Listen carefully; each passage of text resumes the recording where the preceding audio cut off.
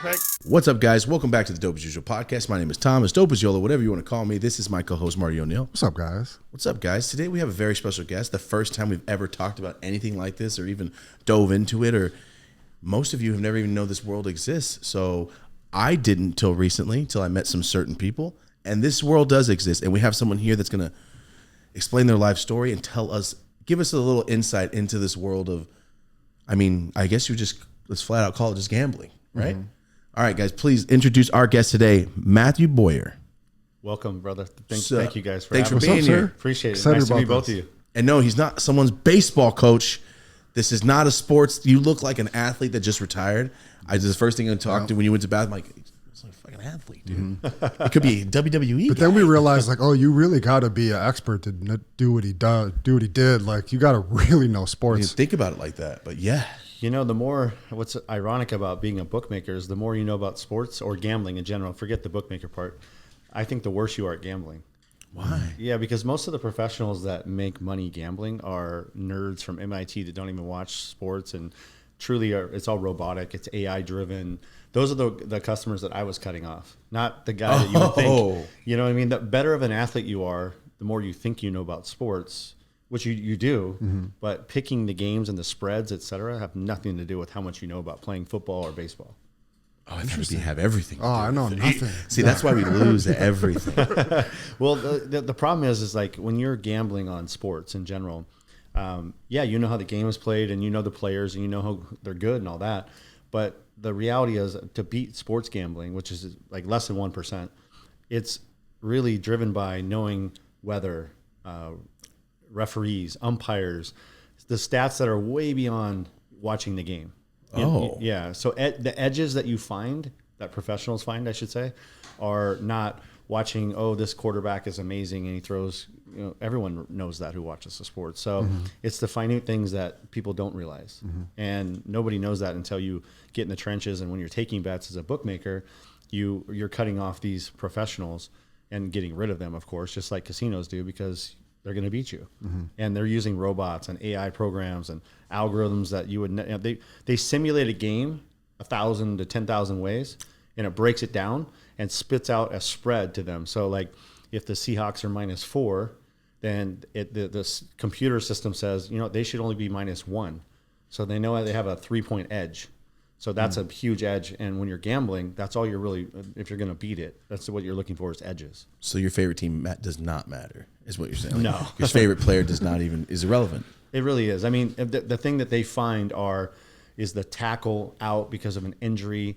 And of course, everybody could find that stuff like in general, but no one deep dives that deep when you're gambling. Most gamblers, they turn on a TV and they're like, Josh Allen, he's the best quarterback in the NFL. Buffalo Bills are amazing. I'm going to bet on them. Thank you. Yes, that is what they say. Yeah, but the reality is his right tackle out? Is his running back hurt with some sort of torn Achilles that you don't even know because you don't focus on those players, right? And the offensive line or things like that are actually imperative to why Josh Allen is so amazing, right? Exactly. So all of a sudden he's getting sacked 4 or 5 times in the game where he normally wouldn't be because his right tackle's hurt.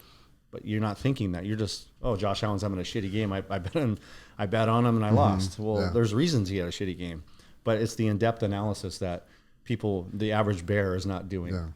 How long has AI been involved at the highest level of this? Well, it's obviously, you guys know this, in the last few years, it's really stepped up. But I would say maybe for the last 10, 15 years. It's been around that long. Yeah, because well, let me take it a step further. It's not even just AI. It's actually computers meaning that maybe they're not using AI 10, 15 years ago, but they're using computer systems that are still simulating a game, whereas AI has really stepped up in the last 3 years. But prior to that, again, most people aren't getting on computers and simulating a game 100,000 different ways. Yeah. And, for example, and especially in like NBA games, the computer will simulate a game on these 5 players and even their backups, and they'll run it 100,000 different ways. So it spits out like the over-under is a great example. Let's say it's 218 points on the Pacers and Lakers, but the over-under is 208. So now you have like a 10-point spread, which is huge. That's where I always get confused. The spread thing. Yeah. Keep going. This is why. This is where we usually start to get lost. Okay, that's okay. Hey, there's a lot of worlds I'm not familiar with, right? No, I feel you. So 210, or excuse me, 208 is a spread, and in this example, 218 is what the computers are running the game down. So it should score 218 points between both these teams based on the players, based on whatever. That 10-point spread is such a big edge because now if you bet the over 208, and the computer's telling you 100,000 different ways it's going to score 218 points, it may land at 212, but that wins. It's over 208 points, right? Because you're betting over.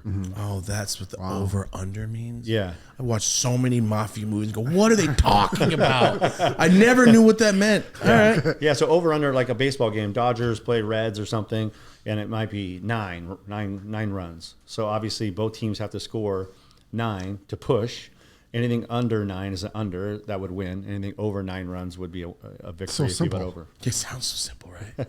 So before there's a lot to unpack here. Sure. Before we get into everything that's currently going on, say it's 8 years ago and someone asks you, what do you do?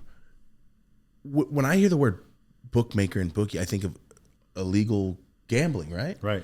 So no matter what, you're a bookmaker doing illegal gambling, but you can like do your taxes off of that. Because I watched and read a lot. I just don't understand how that's work. How does that work? The government knows like you made a lot of money doing some illegal shit, but we're going to leave you alone. How? Well, I don't know if you're aware, if you sell cocaine and you actually, you're a coke dealer and you make whatever, $1 million, let's just say, for example, and on your IRS tax return, you put drug dealer and you pay taxes on it, you are following the rules of the IRS. Stop. Yeah, the IRS entity their job is not to come after you for anything else but your taxes and paying taxes. We can't think, hey, cops, he put drug dealer, go get him. They can. Okay, Yeah, okay. They can, and maybe they will, but the reality is you will not be charged by the IRS for tax problems because you did what they deemed necessary and correct. And that's what takes people down is the tax. It truly is. In my case, it's one of the things that took me down, right? I got a 5-year charge, a maximum of 5 years, for falsified tax return in 2022. And to explain that to people, I paid $683,000 to the IRS that year in 2022. So I sent them a lot of money, but I made, by their numbers, $4.8 million that year. And what I filed as a professional gambler, because I was gambling professionally. Of course, I was a bookmaker. I didn't put illegal bookmaker because I didn't want to have the red flag of that. But I was trying to be honest and say, look, I do make a living gambling, a form of gambling. That being said, my tax return was wrong because the $4 million plus I lost in the casinos and offsetting some of my business, they didn't allow me to offset that against my gambling business. As an expense? Yes. So because I was running a legal business. So that's why I got charged. Oh. Yes. You were trying to play by the book and got... Yeah. So the world, as you guys know how this works. When someone gets in trouble, it's all sensationalized and they all think I just didn't pay any taxes. And in truth, I didn't pay the right amount, obviously. I'm not sitting here saying I did. I mean, I definitely lived a great lifestyle and underpaid. And that's what I'm going to prison for, one of the things. But the reality is I paid millions of dollars in taxes. And, I had to justify my lifestyle. I own properties. Kids go to private schools. I was driving Rolls Royces and doing all these things. I didn't think, I'm not going to send $1 to the IRS. I mean, I'm not stupid. Yeah. I didn't even think that was fathomable. Like, I do illegal things. I don't make any money to the IRS. That's what I figured everyone does. I didn't know that was 99% though. But the smarter criminals are going to actually pay taxes and avoid, if they ever get in trouble, their charges are going to be much less. Because you're like, I'm a pro gambler, basically. Correct. That's exactly what I filed as. Did you have like a DBA or a S corp or something? Yeah, I had all of that, 100%. Yeah, so this is over like deductions and shit, basically. Yeah. I mean, well, not entirely. So 3 years of charge for illegal bookmaking, which is my lowest charge. Let's be honest. That's the lowest charge. That's my lowest charge. They really just want that money. It's about cheese and cheddar. There's no question. I got 10 years for money laundering, and that's my max charge. 10 years for money laundering. The reason for that is another thing that I could explain. I got debanked for those of the people that watch this show that are in the weed business, they know this better than anyone. You can't walk into Bank of America and deposit $300,000 in cash without 8 million questions and a financial colonoscopy, right? So I have been through every single bank in the country, U.S. Bank, Bank of America, Chase, Wells Fargo. I've been thrown out all of these banks, right? And in that process, I just had to go open a new one. Well, when you're debanked, you have no choice to receive funds and pay your bills and pay taxes. You need somebody to receive the money. So I had to start moving it throughout the country, through different people. And that's money laundering. Because you're basically, even though I'm not washing it per se, like it looks as if you're defrauding or hiding or moving money illegally and, to receive funds and not pay taxes on it. That's not really the case in my business. I mean, I'm guilty of money laundering. I'm not trying to play victim here. I'm just saying that I was kind of forced into it by doing illegal activities. So I want to be clear that the banks wouldn't allow me to bank with them. So I had no choice. Okay, because I want to ask, I need to tiptoe this. Yeah. I have a weed business, right? And they bank us all the time. Yeah, you know this. All right. I mean, it's my name. They always go, who's this? Tom. Right. They blacklist my name and kick us off every bank. I have 3 partners. Yeah, once you're flagged. So I flagged every bank. You're flagged, so you're like me. You got no shot. But it's a legal business. This is like state it is federally. No, it's THCA. It's an alternative state. We ship to all 50 states. Okay. We do all my other partners are fine. It's just my name keeps getting messed with. Yeah. So they started having to write me check, get a new this, get a wire. But I never moved it to another person's name or anything. Right. So I'm fine, right?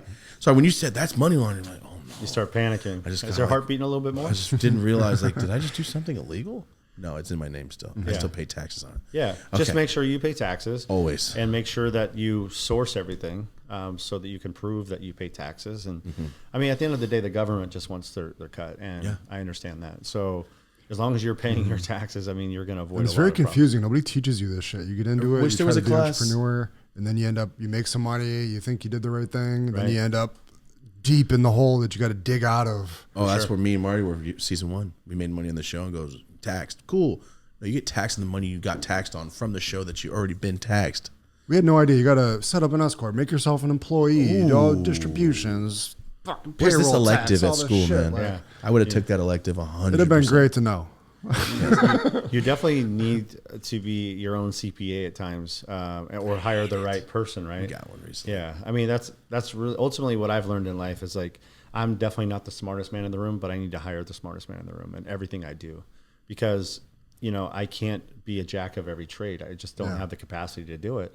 So I'll do what I'm good at, and I'll hire the people that are good at what I need them to be good at, and that's been successful for me, for 50 years of my life, but.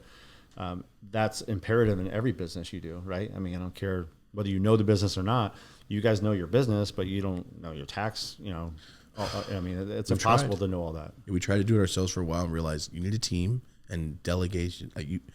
It's part of life. Yeah, we can't do it all, and we realized that, and that's where that's where I start struggling, trying to do it all, and realizing that.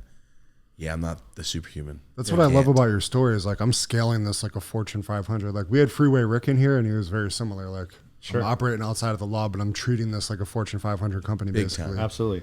Like, but it seems like you just had that sense to know how to do that. Like I mean, sense. I view my business and what I was doing. I was a CEO of a major corporation. Just because it's illegal doesn't mean it's any different. I mean, I worked legally. I was a commodity trader for 11 years. I was the #1 retail broker in the world. And I ran firms. We sold our company. I've done many things legally. I own a jiu-jitsu studio now. I used to own a boat dealership, which failed drastically. So I've had ups and downs as well, but in business. But you always learn from wins and losses, probably more from losses, right? Mm-hmm.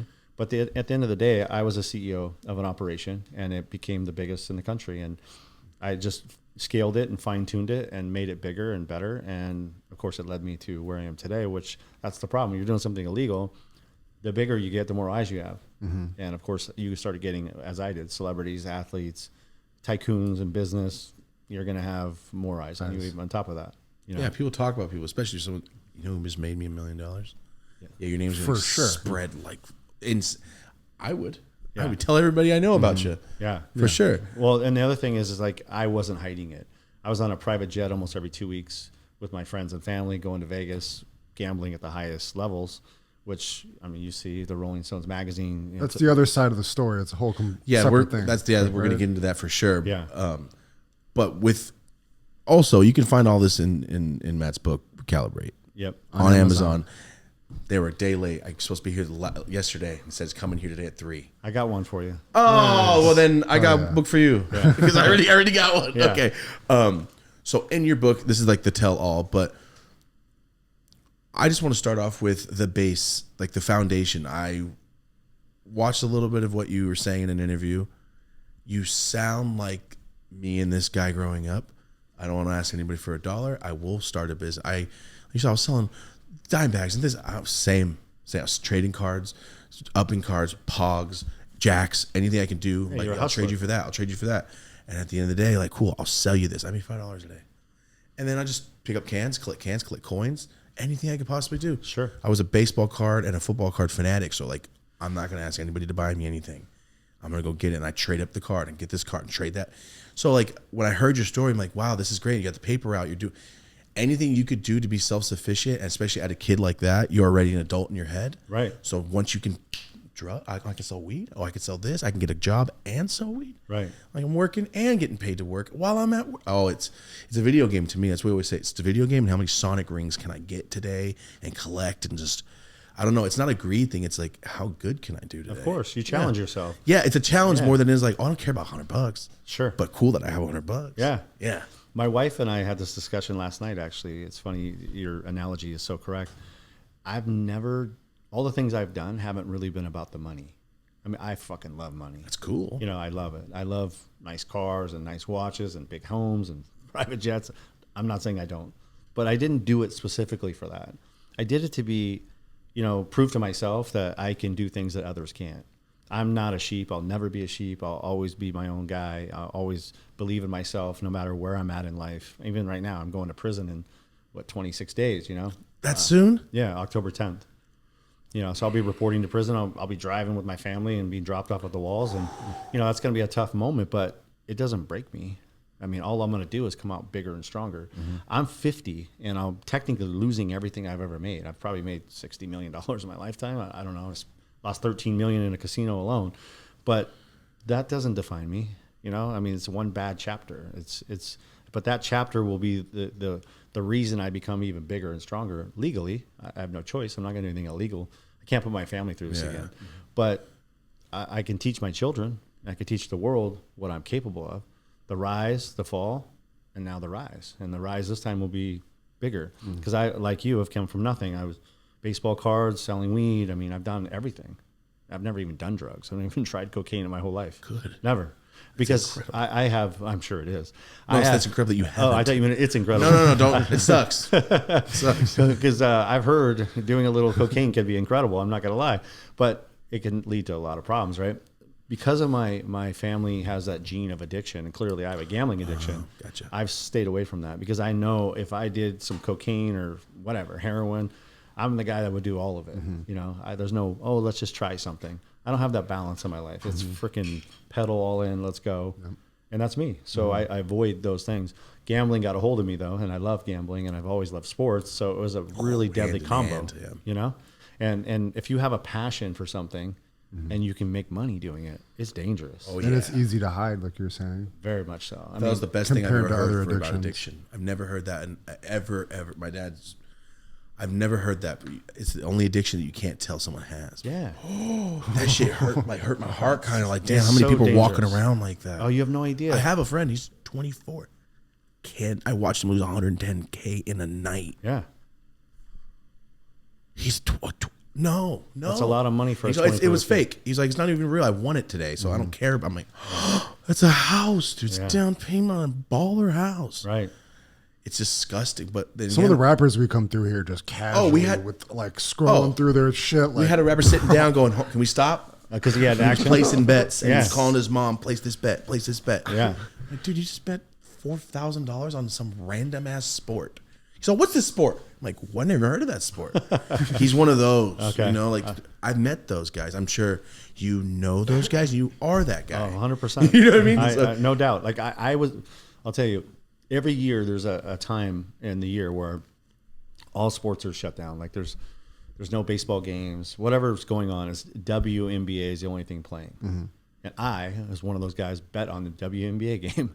I don't watch it. I don't even know, maybe 4 players, don't care. And I'm betting on it because there's nothing else to gamble on. You know, that's when you know you have an addiction, right? That's me. You know, like I own that. That's the alcoholic with the hand sanitizer bottle. Yeah, it is. But if you know it and you own it, you know, then you can overcome it. And, you know, for me, I can't gamble at all now. It's in the courts. I literally will be enhanced I'll be put right into prison. I'll be locked up immediately. Wait, you're not allowed. What do you mean? You're not allowed to gamble at a casino or online? Anywhere. Nothing? I'm banned and barred from every casino in the country. I can't walk into a racetrack. I can't walk into any casino environment. For bookmaking? Even after you do your sentence? For 2 years after my probation, once my probation is up, then I'll be allowed to, you know, legally do anything. How can they ban you from an extracurricular activity? Because of my crime and what I've committed, which is bookmaking. You're a professional at that. Okay. That makes sense. It's like walking to a jewelry store and you did a heist 30 years ago. Yeah. Like you're not allowed in any jewelry store. He was getting banned from the casinos also just because he was beating them so violently. So that's another thing. You said, I cut those guys off. They're destined to win. Right. Casino, I've heard my friend got cut off once. But this is a question I have. When it comes to, my friends gamble, they do a lot of stuff. It's a lot of money to me. But I see them get comp for a week, a boat ride, this, that, do whatever you want, do a helicopter ride. I've watched this thing, a documentary recently about a man that lost like over $200 million in Vegas. The things that they comp people are beyond my like comprehension of things. So we, like Marty said, we've heard you like, we'll give you this, we'll give you that. Right. They kicked you out because you like, only won 8,000, but we gave you $2 million in comps. Correct.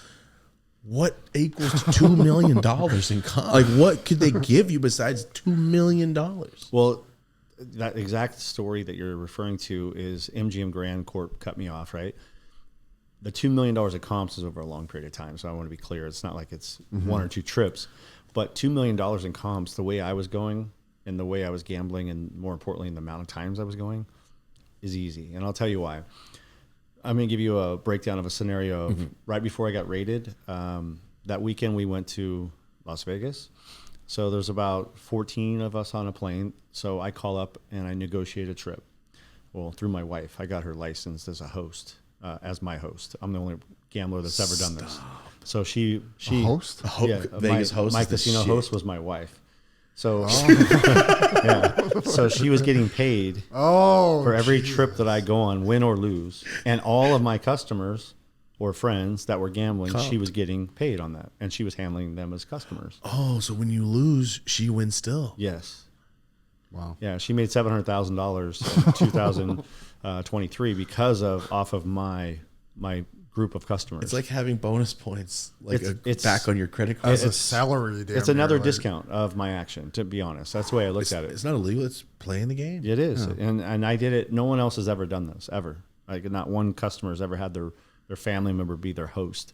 And I thought about it, and I was like, man, I'm tired of blowing money in Vegas or everywhere, really. How do I monetize this even further? Because I've milked the comp system, which we're going to get into in a second, every which way possible. I've squeezed the lemon. This is your question about comps. I'm going to explain it. There was no more way I could get any more comps.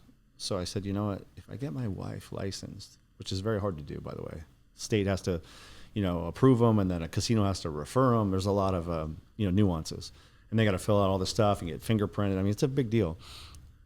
If I can do that, every time I go to Vegas, she's going to make $30,000, because that's what the comp system was, or her comp system, based on how much I play.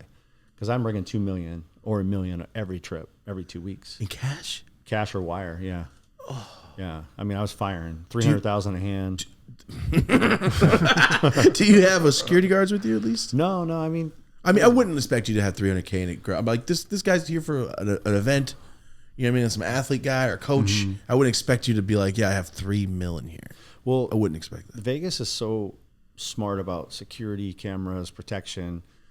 It's the safest place in the world, I think. I mean, shit happens in casinos too. I mean, there's been people pull out a gun or whatever. Yeah. But in general, if you think about how much money is transacted and what's going on, not going to get robbed for your chain there. Yeah, it's pretty safe. But especially the higher end casinos. So when I would fly in, I would call. I'm going to give you an example. We'd be chilling here, and I'd say, "Hey, I got excited. We're talking about gambling." I just text my wife and say, "Get the plane, let's go. So she would send an email, and then within 2 hours, they'd have a plane on the private tarmac. So we would just go to the private, there's no security, obviously. You walk on, we'd bring my whole entourage, and we bring my nanny, my son, whatever we want, jump on a plane, and then 40 minutes later, it's a G650 private jet with caviar and lobster and a stewardess. Cool stuff. This is the coolest stuff you could ask for. Really cool, right? I mean, champagne, whatever you want on the plane. You tell them, they'll put it on the plane. And then you land 45 minutes later, or 38 minutes, it's faster, it's a jet. And they have 3 or 4 Rolls Royces or whatever cars you want. And then they just take you straight to your villa. And then when we pull up, there's no credit cards or this, that, because we've been there so many times, it's on file, and we don't pay for our rooms anyway. So the butler would escort you right to your room. Your keys are already in hand. There's no checking in. It's just all these little nuances are just such a big deal too. Checking in. Well, you wait in a line for 30 minutes. So long. Yeah. Everything I hate about traveling is what you just erased. Yeah, it's all gone. And they're smart. I mean, they do it for a reason, right? They want you to come. Be happy. Not because I'm winning. So you walk into the villa, and then, let's say you like freaking peanut butter cookies. Well, guess what? They have all the peanut butter cookies you want. You want a banana milkshake, then you're getting that. Your kid likes certain grapes, and you're getting it. If you want Monopoly because you're bored, they'll go buy you one. They'll literally drive to CVS and go get it. The butlers will. That's the service you get. And then, of course, you tell them what you want. You have fully stocked fridge. The room is 8,000 to 10,000 square feet. Wow, it's a house. Oh, no, it's bigger than my house, and I have a big house. It's got a full backyard with a pool, jacuzzi. This is in a casino? Oh, yeah. There's lawns in there? No, it's on the bottom floor. Oh, yeah. Okay. Yeah. But I've had some on the top floor that they don't have. Of course, they don't have the yard, but they have this balcony wrapping around the entire casino. I mean, Cosmopolitan, for example, their villas are. I've been there once. Beautiful. It's incredible. Yeah, beautiful, The right? one with the pool in it. Yeah, dude. Yeah. We did it once. We had 30 people throwing on it.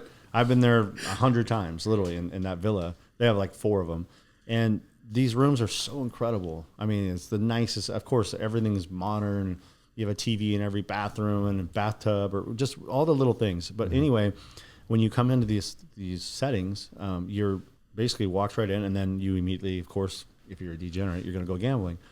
And so in that 3 or 4 days, to give you an idea of the comps, let's say the room is 10 to 15,000 a night. That's the value of it. That comp system is adding up. So now that's $10,000. So 3 nights, 30 grand, right? And then you go to dinner. It's usually 14 of us, and we're eating at Nobu. It's 8,000, right? Yeah. In fact, I put a picture on my website of one of our dinners at Guy Savoy, which is a French restaurant in Caesars. It's $14,600 for 3 of us. Oh, for a dinner. What's your drinks? A lot of wine. Yeah, expensive wine. So expensive. But that's the type of but dinner. It's comped. I would never pay 14 grand for a dinner personally. I mean, did I really pay for it? Yeah, because I was losing at the tables, but I'm gonna do that anyway. So that's the way I viewed it, And so here you go. You got a $6,000 dinner. Then you know what? I'm not a big nightclub guy. I'm 50, but back in the day, let's go see Calvin Harris. Let's have the #1, table that's literally next to the DJ. That's 25 or 50,000 with bottle service. Another thing I would never pay for. That's comp from the casino too. Oh yeah. Nightlife too. Nightlife, and then I go to the pool. I get a cabana that's the biggest one and the best one, whatever. That's $5K. That's $10K. Then you're spending money there while you're there. Everyone's drinking and eating, and you have a ton of people. Usually have an entourage of people, friends, and whatnot. And then from there, you're probably thinking, hey, let's go to the spa. Take your wife, and there's another $3 grand in massages and facials and whatever. So all these things are adding up, and by the end of the trip, it's usually 60, 70,000 or more. It makes sense now. Yeah. You just go there 40 times, it's over. 100%. It's $2 million. That's what happens. Is there a lot of people at this level living like that? No, they can't afford it. It's so expensive. Because you're going to lose. No people that gamble at that level, or really gamble in general, are winning. I mean, that's why Vegas is built, right? And then getting bigger and bigger. But they're definitely not winning. And if they are, they're counting cards in blackjack, and they're cut off, just like we talked about, which I'm guilty of. I've been cut off at some casinos, and then because I didn't want to lose all of my outs to play, I started playing BACCARAT. And that's why I lost so much. I lost 13 million playing BACCARAT because at once? No, over about a year and a half at Resorts World. Yeah. Okay. Yeah, so that was that's the worst year I've game ever had. for me. No, it's actually you keep doubling up, betting more, bet more. I'm out. Here's what you like about it: you don't have to make a decision in baccarat. It's a monkey's game, meaning like you pick player or banker and there's no skill.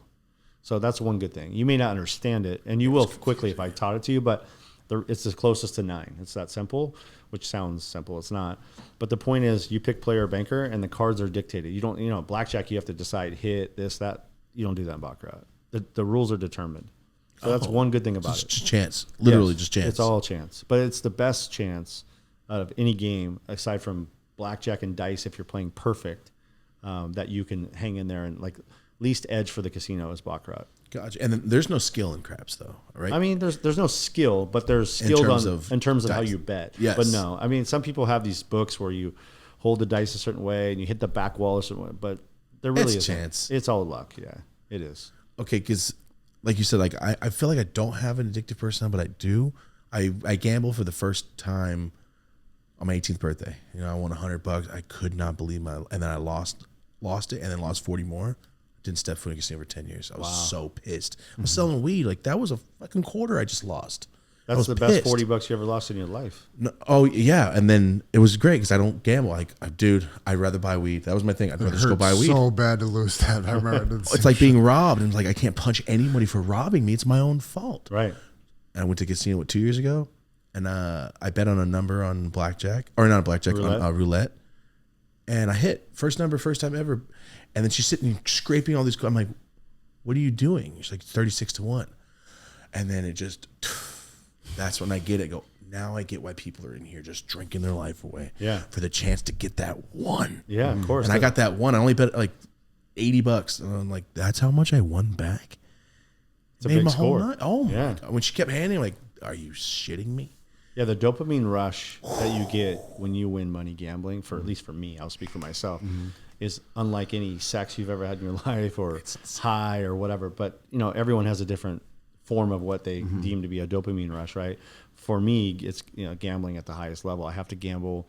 In 2023, I had the biggest bet of my life. I bet $4.6 million on the Kansas City Chiefs in the Super Bowl.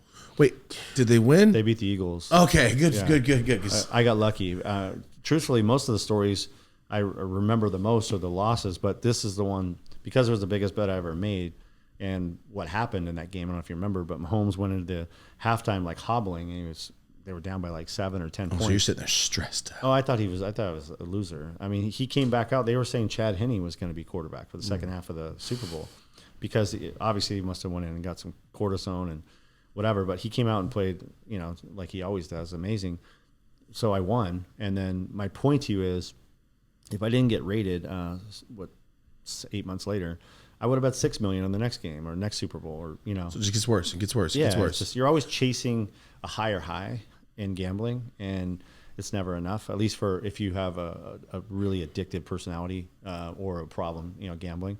And for me, I had the business to back it up. Most people don't. That's why they run into trouble, right? They always say in life, whether you have a drug problem or gambling or whatever, it's never a problem until you run out of money. Because that's when you realize the problem. You know what I mean? Yeah. Like, there's a lot of functioning druggies, functioning alcoholics, functioning gambling people. Michael Jordan clearly loses a lot of money gambling, but he's a billionaire. So is it ever going to affect his life? No. Never. You're right, though. Once you run out of money, now it's like, oh, you're doing bad. Well, then everyone questions doing you. It. Yeah. So for me, I was driving a $500,000 Rolls Royce and living in a $5 million home and going to Vegas every 2 weeks with $2 million and living this lifestyle. My kids are in the private schools and I'm paying for everything and taking care of everyone. So why is that a problem if I lose in $10 million gambling? I can afford it. Everybody's supportive of it. It's not a problem. Yeah, because on the outside, I look like everything's perfect, but it really isn't. Because do you really need to blow $10 million gambling? I mean, that's really ridiculous if you think about it. But I had the business to back it up, and now I don't. So now it's like a rude awakening. It's like, I wish I would have saved some of those dollars, But I lived my life knowing that YOLO, which is funny, knowing that, this could be, every day could be your last. And I could also knew I could get in trouble. I got raided in 2014 by the federal agents, and I got a get out of jail free card in my mind, where they just took the money and I signed an abandonment form and didn't get arrested or charged. So I went and built my business bigger. I looked at it as most people smartly would have said, let me go get a real job. I kind of skated here, got lucky. I'd been doing this for a while. I looked at it as, let me go make double more. Down. Yeah. Which is what happened this time. Nothing. that's what I figured. But this time, bad message to myself, right? Because now I'm going to prison. And, you know, it's a year and a day, which is really a great sentence considering what I was facing. And my lawyer did a great job of mitigating. I did everything I could to show the judge that I've reformed in a sense and remorseful. And obviously I've given back. I spoke to USC with some, you know, college kids, and I work for a nonprofit. It's called prisonprofessors.org. We help people in prison. They get my book and they can learn from adversity and learn how to overcome things. Hopefully they'll get something out of it and inspire them to be better, you know, in life. So I've done a lot of things to help, but luckily I got a year and a day. It could have been a lot worse. I was looking at 3 to 4 years. Yes, when you told me on the phone, it's like, this charges this, this charges this. I'm like, I remember I was in the house like, oh my God, this is horrible. Yeah. But just knowing this is what this costs. Yeah. If the situation with we'll get into it, obviously, the situation with the baseball player didn't happen, would you be good right now? I would be in the same predicament. Okay. I'll tell you why. When I was raided, they didn't even know about him. Oh, so this was just a cherry on top for them. Yeah, 100%. Oh, they had no idea. Zero. In fact, I'm the one who had to tell them. So what happened to me is, I'll make a long story short. I got raided in October, and in January, ESPN came to my home, a reporter. She showed up at my door and said, I have a very big story that I'm about to publish here, you know, soon. I'm getting my sources, more and more sources together. I'm going to give you an opportunity to address this, which I respected, actually. And so we sat her down with my attorney and we listened to what she had to say. And what she had to say was exactly what I didn't want to hear, which she knew that Shohei Ohtani had some involvement. You know, his wires were coming through to my business. So I'm like, oh, shit. All right. My attorney's like, we need to go tell the government. Because the one thing I didn't do is I didn't talk to the government about my people. None of my agents got in trouble. I didn't give up people. You know, the only thing that occurred was whatever was in my telephones. They had electronics, of course. I had no defense to that. But I made a deal with them that I'm not going to give up people. So I had to go tell them about Ipe Mizahara because she was going to run the reports and they were going to find out. Better for me than ESPN, you know. Can you explain who that is if people don't know? Yeah, ESPN or Tisha Thompson? The Ipe Mizahara? The player. Ipe Mizahara is the interpreter for Shohei Ohtani, which is for the obviously the biggest Dodgers baseball player in the world, the best player that ever set foot on the planet. Damn, like that? Oh, but not even close. I'm not a baseball guy. Is he really that good? He's Babe Ruth times 5. What the hell? And he's playing right now. Yeah. He is truly the best athlete that has ever walked the planet, in my opinion. Tiger Woods, from my era that I've seen, Tiger Woods and obviously Michael Jordan are my 2 choices. And this guy is better than both of them, only because he does something that no baseball player other than Babe Ruth has ever done. He pitches, and he's like the best pitcher or one of the top 3, and he bats, and he's one of the top 3. I mean, as an athlete, he's one of the fastest players in baseball running. He's like 6'4". He's a statue. Japanese guy? Yeah. He's 6'4"? Yeah, he's a beast. I mean, I've been around him. What He's did a he beast. eat, dude? I don't know, but whatever he ate, it's amazing. I'd like to get some. Yeah, 6'4". Yeah. Japanese? I mean, he does it all. He does everything you can imagine.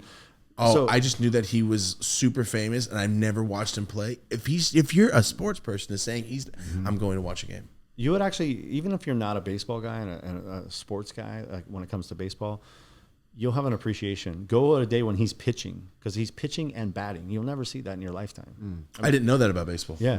Well, because either you're a pitcher or a hitter, right? He does both. So every 5 days he's on the mound pitching, and then every day he's playing as a hitter. I mean, you're getting like 2 players in one. And I didn't know baseball has different. I didn't know that. I thought everybody just did everything. No. You have a watch position baseball like that. And let me take it a step further. Imagine Patrick Mahomes, okay, being the quarterback he is. Do you watch football? Of course. Okay. So imagine him after he throws a touchdown. Strong safety. Correct.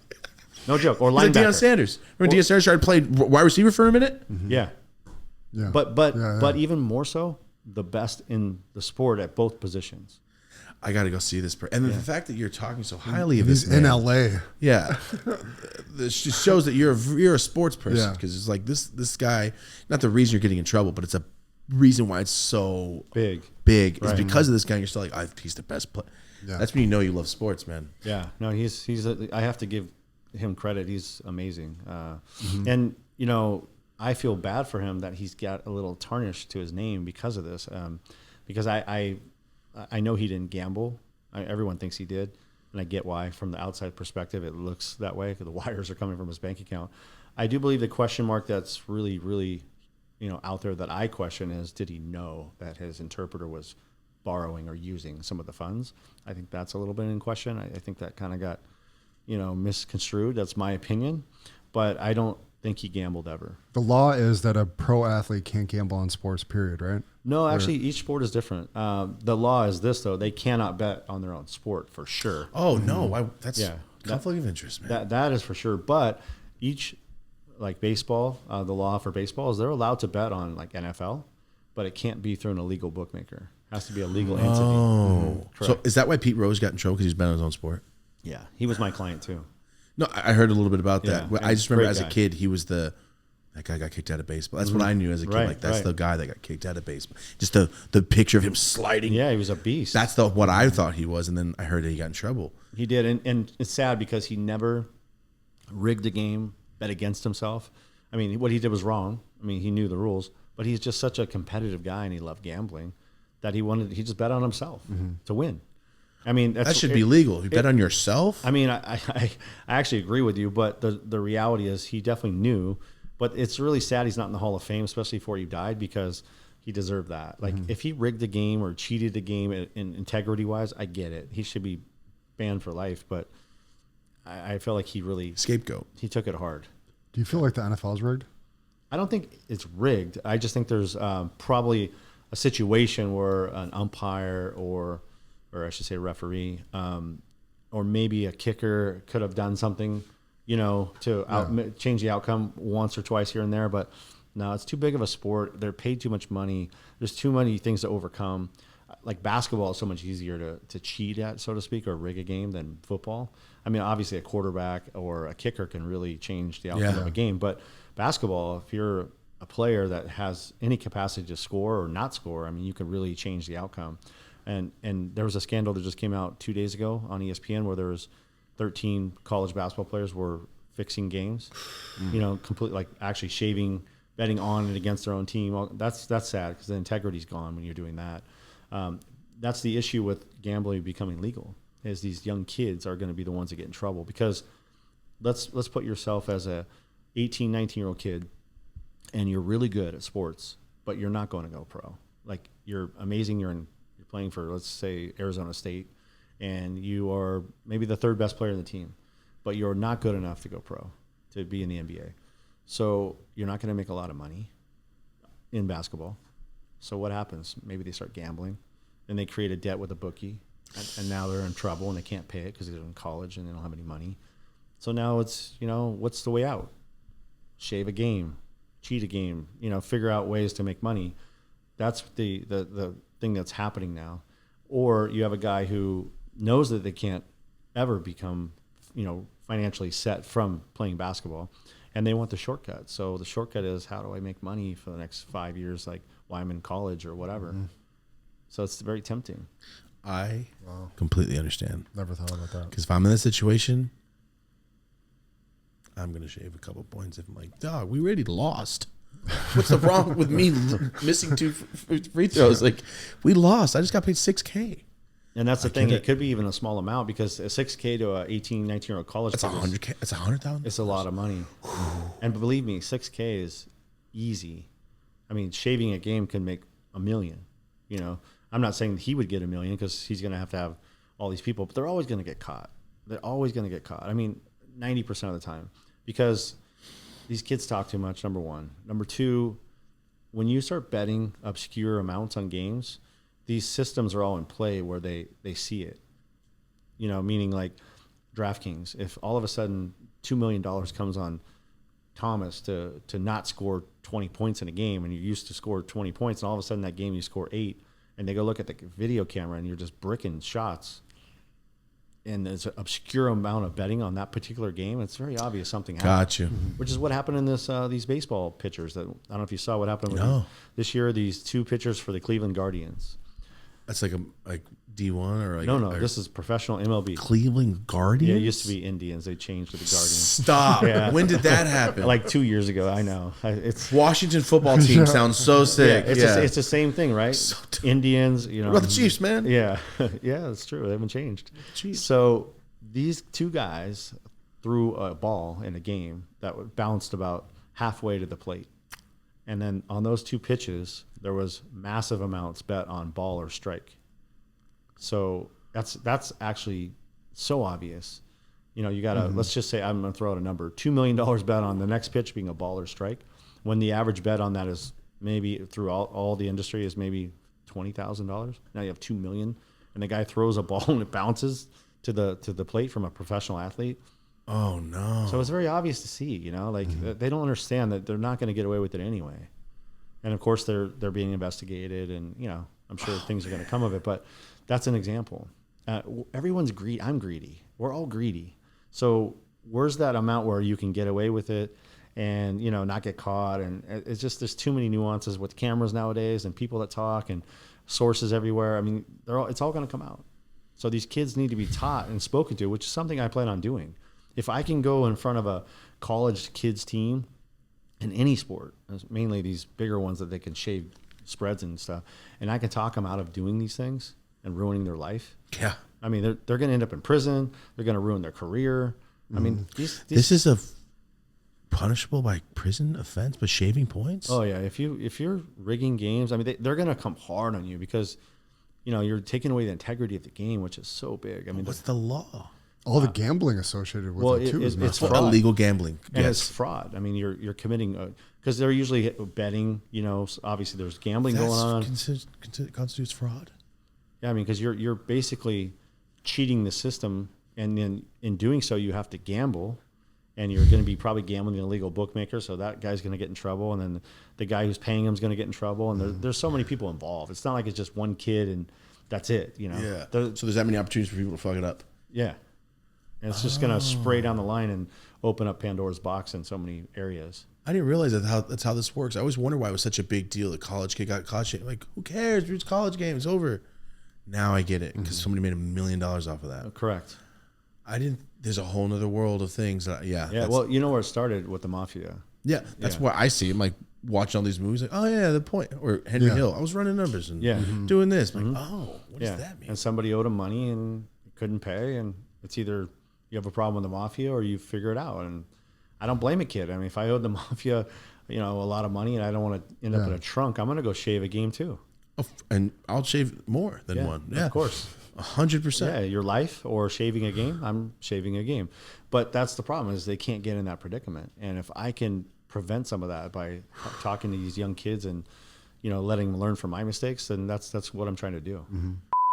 Hey, what's up, guys? Taking a moment from this episode to talk about a very relevant sponsor for this one, and this is MyBookie. So today you're hearing a lot of tales from this guest of what happens when you don't use things like MyBookie and you do things on your own. If you want to stay legal and do things the legal way, go to MyBookie and use our code, dope as usual. And when you use that code, remember, you're going to get up to $1,000 to match your bonus. You bet $500, MyBookie's going to match you $500. Now you have $1,000 and a $10 casino chip. Remember, you don't have to be in Vegas to feel like you're in Vegas. Turn that 10 into more. From this episode, you can see that gambling in the right sense, in the legal sense, can be very fun. So from the comfort of your own home, MyBookie lets you feel like you're in Vegas. You can bet with a live dealer. Like I said, it's not just a computer spitting out a number saying, hey, you lost. It's a real person. You can pick everything. It's up to you to win. Make sure it's fun. MyBookie's here is have fun, place your bets. Hopefully you win. You can do a bunch of stuff, root for your team. Remember, this is supposed to be fun. Also, this week, go ahead and check out the website and you'll see Marty and I's picks. They're going to post them on the website. You know Marty's going to pick the Bills. We already know that. But you can see my picks, all right? And if you're going to gamble anywhere, make sure it's with MyBookie because you can gamble on anything, anytime, anywhere. Real quick, I meet you. This is 8 years ago. I have $1 million. I want to bet on a certain game. I lose. I don't pay you. What do I do? 8 years ago, I owe you $1 million. I lost. I bet it. You call me, hey Thomas, I'm gonna come by. I'm like, I don't have it for you. I'm not gonna have it for you. I mean, as long as you're answering my phone calls and we can work out some sort of payment structure, we're going to be fine. What if I answer? I'm like, I'm never going to pay you, dude. I don't want to. I've had that. And then the conversation is going to get much more aggressive to the point where I'm never going to really physically put my hands on you, but I may make you feel that, you know, the conversation's going to be, I mean, at the end of the day, all I can do is make you feel like this is not going to go away. It's going to be a headache because I'm a father. I don't want to be in prison. I don't want to, get extortion. I don't want to have these crazy charges. So as I got bigger in my business, I got smarter and I vetted my customers more and more so that I wouldn't be in this predicament. Doesn't mean they always pan out. I mean, I've had these conversations, but I would just try to work it out with you and say, all right, what can you pay? How much can you pay and what can you pay? Oh, wow. If you can't pay $1 million, and which, by the way, would never happen because I wouldn't allow you to bet $1 million without having structured relationship, and you would already have established history with me before that would occur. But let's just say it's even 50,000, and you bet 50, and then you told me to go fuck myself. I would just say, okay, I understand. Maybe you got over your head. It happens. Can you pay $3,000 a week for the next 10 weeks, and we'll just work it out, and I'll give you a discount. I'll work with you. And if you want to still gamble, I'll even work with you as you make some payments. I'll let you still play. You want to try to win some of your money back. As long as you're reasonable and you work with me, I got no problem with that. Because I personally have been jammed up many times in my life where I've owed casinos, didn't have it. Casino. Oh, took a marker out. Yeah, or bookies. I mean, I've bet with bookies my whole life, so I've not been able to pay people. So I'm no angel. I don't view that person as lower than me. In fact, I've been that person. Mm-hmm. So because of that, and because of my history of my own gambling, I know exactly how they felt. Mm-hmm. So I would even share that with them. I'm like, look, man, I've been in your shoes. It's all good. No one's here to harm you, or we don't want this to escalate. But you have to be honorable, and let's figure it out. That's like the most logical answer ever. Like, every time I watch a movie, I'm like, you're never gonna get your money. You shot the guy. Mm-hmm. Yeah. Now he owes you nothing. And here's the thing, right? I also understand you can't just accept someone saying go fuck yourself because the rumors get on the street that you're easy to walk on, and then you're gonna get walked on, right? People are gonna take advantage of you. So I do get the mafia's old ways of making a statement because it does prevent that. But you are correct. If you hurt somebody, for me, this is the way I viewed it. Number one, I'm not a violent guy. Number two, me hurting somebody is not probably going to get me paid, and it's going to bring heat on me. And the way to get paid is to be reasonable and work out a business structure because I'm running a business. And credit cards don't always get paid. Banks don't always get paid. Casinos don't always get paid. I mean, that's part of business. Mm-hmm. So if I look in the mirror and I say, it was my poor judgment, I gave Thomas way too much credit and I didn't vet him good enough, and his referral was not somebody I trusted 100,000% or vouch for the money, that's on me. That's how I started looking at it. It's exactly how we talked about this. That's how I sold weed. I sell packs and everything. Like, baby, you can never buy weed here again. Go find somewhere else. Yeah, exactly. I'm done with you. You're done. Don't know. Everybody knows. Not going to fuck with you now. Go out of town to find weed. Yeah, your reputation's burnt. Mm-hmm. Yeah, that's how I did. Yeah. I said, who hit me up? He still owes me money from college. There's so many people that I see on Facebook because I got Facebook, and now they're like, hey, what's up? I'm like, where's that $80 you owe me, fool? Yeah. I didn't forget. Sophomore year, you think I don't remember? Yeah, no. Like, no. You want a shirt? You owe me $80. Mm-hmm. Yeah, no, I've ran into these things so many times. It's like, you think I forgot? Yeah. I made that money. You owe me it. I don't care if it's insignificant. It's a debt, man. It's principal. It's not about the $80. No, it's not. One's for $15. Guy ghosted me. We've been friends for 7 years. Never came back around ever for $15. Money really lets you know who's your friend. It's very odd. But isn't the best $15 that to get away from me forever? Yeah, because now you don't invest any more time with this guy. I love that. Yeah, and for $15 you got rid of trash in your life, whereas you might have 4 years would have went by and it might have been $400, and then you would have invested so much more time and energy in this guy, and now you're like, it's even harder to walk away from him. That's one less Christmas present I got to buy at Christmas. That's right. Fine with me. And one less fake person that is really not in life to be your friend, and vice versa. Oh, you're investing in him, he's not investing in you, and yeah, it's an easy way to see how things work out, because I've done it more recent. It's like, I'll never see you again. Yeah, haven't seen you again. Of course, it's okay. And you're gonna find you're young, but as you get older, you're going to be more successful, and then you're going to have more of that, because the more success you have, the more they want to hang out and cling on and use your resources, let's call it. And then you got to weed through that even faster, weed through the bullshit, because you don't know their true motives, right? Yeah. Like, I had people coming on trips with me because I provided this amazing experience all the time, and frankly, I was just kind to people and we would have fun. And I was hoping that they really wanted to be my friend, you know? And then when the raid comes, you find out real quickly, you know. Oh, you see, yours is the ultimate test of friendship. Like, you're on the news, dude. We're not friends anymore. Like, why not? Yeah. We were hanging out yesterday. Yeah, exactly. Yeah. Yeah. But they were, you know, okay to jump on the plane and go to Vegas and stay at the nice rooms and have the nightclubs and the free food and eat on my dime. And, you know, but it's all good. I mean, honestly, I actually am shocked at how many people have stuck by my side. I've lost way less people than I thought. Oh, wow. And I've had way more support than I ever thought. And I'm so grateful for that. That's right, because you weren't busting kneecaps, man. You're a nice guy. You know what it is? I think I became a really good judge. I've always have been really good at reading people and judging character. So the ones who I invested the most in, I kind of read correctly. And there's a few that I didn't, and it hurts, you know, of course. But for the most part, I was really good at reading individuals and like who I'm going to give my real friendship to and have their back. Because I've always been loyal, man. I'm the guy. I am the 3 a.m. guy. You know, you call me. You know, I'll show up. I will be there. I mean, within reason. I have a family. I'm not going to go, you know, hurt somebody like to the point where I'm going to put myself exposed. But if you're in a bar fight and there's freaking 10 dudes, I'll come get my ass beat for you. I mean, I love that. I'll come get my ass beat with you. You know what I mean? I will. I'll defend you. I'll do whatever it takes as long as you're obviously, you know, have a reason. I mean, if you're the one who's trying to make out with some dude's woman or something, that's a little different. You can't be out there being goofy and shit. Yeah, you deserve a beating. But like in truth, you know, I got my people's back, and I always will. Respect. Nice to hear. How much is crypto wrapped up in gambling and everything? A ton now. Yeah, it's imaginary money to me. It's scares crazy. me. It's wild, but it's going up and probably going to keep going up. But like, I was moving on Mondays through my business 5 to 7 million throughout the country every week To pay people back. You know, pay like winners, losers, just movement of money. You know, like I had about 1,200 customers in my peak. I think when I got rated, I had about 800 active guys. So let's pretend you're a client. So let's say you win 4,500 this week, and he loses 6,000. So I'm gonna say, hey, Marty, can you send 4,500 to? He doesn't know you. Oh, can you send a man. Venmo for 4,500 to this account for me, and then the other 1,500, can you send it to this account? Oh, sure. Or can you send crypto or whatever you pay? And then I have to coordinate that throughout the country. It's all logistics. That was the hardest part of my job that people don't understand. You have 800 people that are settling every Monday. That's not true.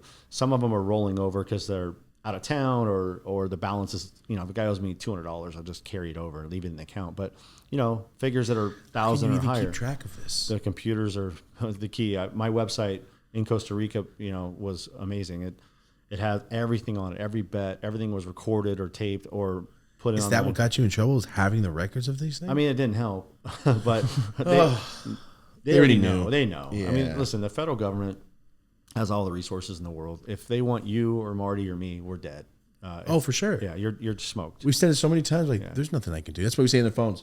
I don't care about it. We're just talking about it. Right. Leave us alone. Yeah, we don't care. Yeah, if they're listening, they're listening. They have everything, and they can run every record they want.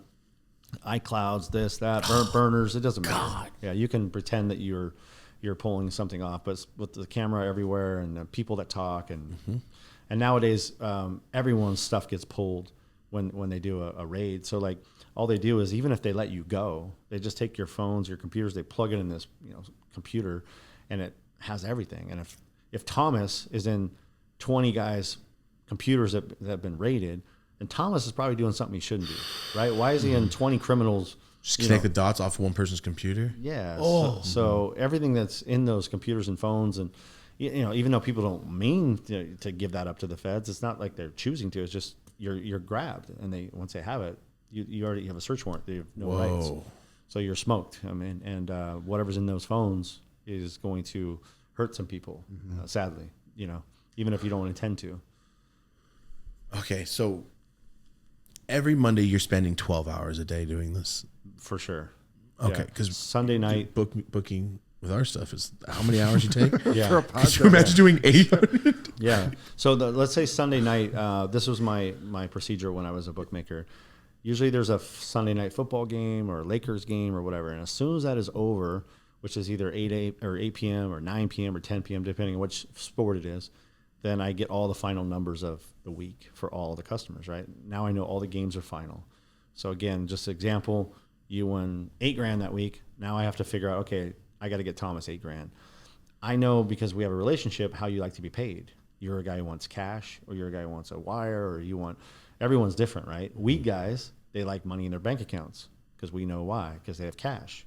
So if you're a weed customer of mine, I know I can get you a Venmo or a wire or whatever, a check to your business. If you're a regular Joe, eye surgeon, you want cash because you're probably hiding it from your wife, and cash is hard for you to get. So it's the polar opposite. So I have to break down, my customers and who won. And that's my first job, is I got to pay everybody who won. That's all I care about, because my reputation is everything, right? So if that particular week 350 people won, I need to pay 350 people. Then I go to the losers, and I see the guys who are solid, who are beyond honorable and pay right away, and I give them little bonus trinkets like free play and stuff to pay right away, so that I can use their money to facilitate the winners. Because moving all the money is the hardest part. I could have $10 million in a chest, but that doesn't help me send a Venmo and a Cash App or a crypto or a check or whatever. So I have to use the coordination of the, he has enough Venmo to pay this off, and he has enough. Correct. You're an accountant. Yeah, but being that flexible is what made you so good compared to other bookies. Most bookies, they in the last few years, I think they've caught on to kind of what I was doing, and I'm not saying I was the forefront of it, but I do feel like I was one of the first to do this. Innovating. PayPal, Cash App, Venmo, Apple Pay, crypto, checks, wires, all watches, cars. I mean, there's so many, ways of paying people, right? And I used all of them. I had the sources. And the reason I did that is because I had so many beards. We call it a beard. I don't know if you know what a beard is. A front? Yeah. Who would operate for me. And I would use them to move the money too, because I got kicked out of Venmo. I got kicked out of Cash App. I got kicked out of, just like you guys did in the banks, right? So I don't have any of these personal. So I have to use other people. So moving all that money around logistically was hard. But because my operation was so big, it actually made it easier. Because think about it. If you have 700, 800 guys that are, paying in and collecting every week, it's a lot easier to get movement. If I only had 8 guys to call and they all won, how the hell am I going to get these 8 guys paid? I only have so many Venmos and, people to call upon, right? And there's limits to all these things. You know this. Venmos, 5,000 for 7 days, and they're all different. So having this capacity of customers allowed me that ability to pay everybody swiftly. And that's the key as a bookmaker, is paying them right away. Because other bookies wait till Friday. They wait to collect from everybody.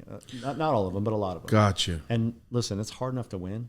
I don't want you to wait till Friday to get your money, but I'm hounding you on Monday to get paid. I want to pay you on Monday. I want you to feel good about your win. I know in the long run I'm probably going to win off you. You're going to lose. So I want you to feel good and get your money and hopefully gamble right away and start losing back, You're having to track so much shit. You're telling this guy to pay this guy, and it makes sense, send it over but here. It's like track it. It's like those maps when they're looking for a killer in movies when they have all the strings. Yeah, that's what I see, and it sounds horrible to deal with. Are you like a master in spreadsheets and like organization? And I became pretty good at following all that. Truth be told, I just mastered this. Like, let's say Marty, you lost $3,000 and you sent a Venmo to John Smith. You would send me a screenshot of that Venmo. I would forward that Venmo to John Smith, credit your account, give you free play. You're dialed, and now it deduct off of this gentleman you sent it to. But by having the screenshots of the proof, then because it wasn't my account sending it, I had to make sure that you actually sent it, not just said it. And that was the system I had, and it made it pretty efficient. But yeah, it was a lot of tracking and I would say Tuesday. So to answer your question, what we started with, Sunday at like 7, 8 at night, whatever it starts, I would work till about 1 in the morning. I'd get up at 5, and then on Monday I would work from 5 a.m. till about 6 p.m. straight, just moving money throughout the country. Because it's hard. You have a guy in Wyoming who doesn't have a Venmo or a Cash App. Now I got to get a FedEx envelope for $6,000 sent, so he gets it on a Tuesday. These are the logistics that were difficult. And of course, people are out of town. The losers are never promptly ready to pay. The winners are always available. Monday morning they're just sitting at their desk waiting for you. And that's normal. So how do you, Marty knows, like say me and Marty don't know you, but we start gambling. How do we become a customer of yours? Usually it's a referral. Yeah, referral. Or I meet you at a casino. Because part of the reason I traveled and did what I did is that's how I met a lot of celebrities, athletes and stuff. And I would kind of come in there. I wouldn't walk in with a sign that says I'm a bookie. But, we hit it off, have a drink and gambling together. And, Really gambling, huh? well, they're watching the game, and you could tell when people were gambling on games. Yeah. It's a little more obvious, right? And then, I shoot the shit. Hey, Thomas, you got action on this, huh? Yeah, it's cool. What'd you bet? Oh, I bet the Bills for $2,000. Oh, it's cool.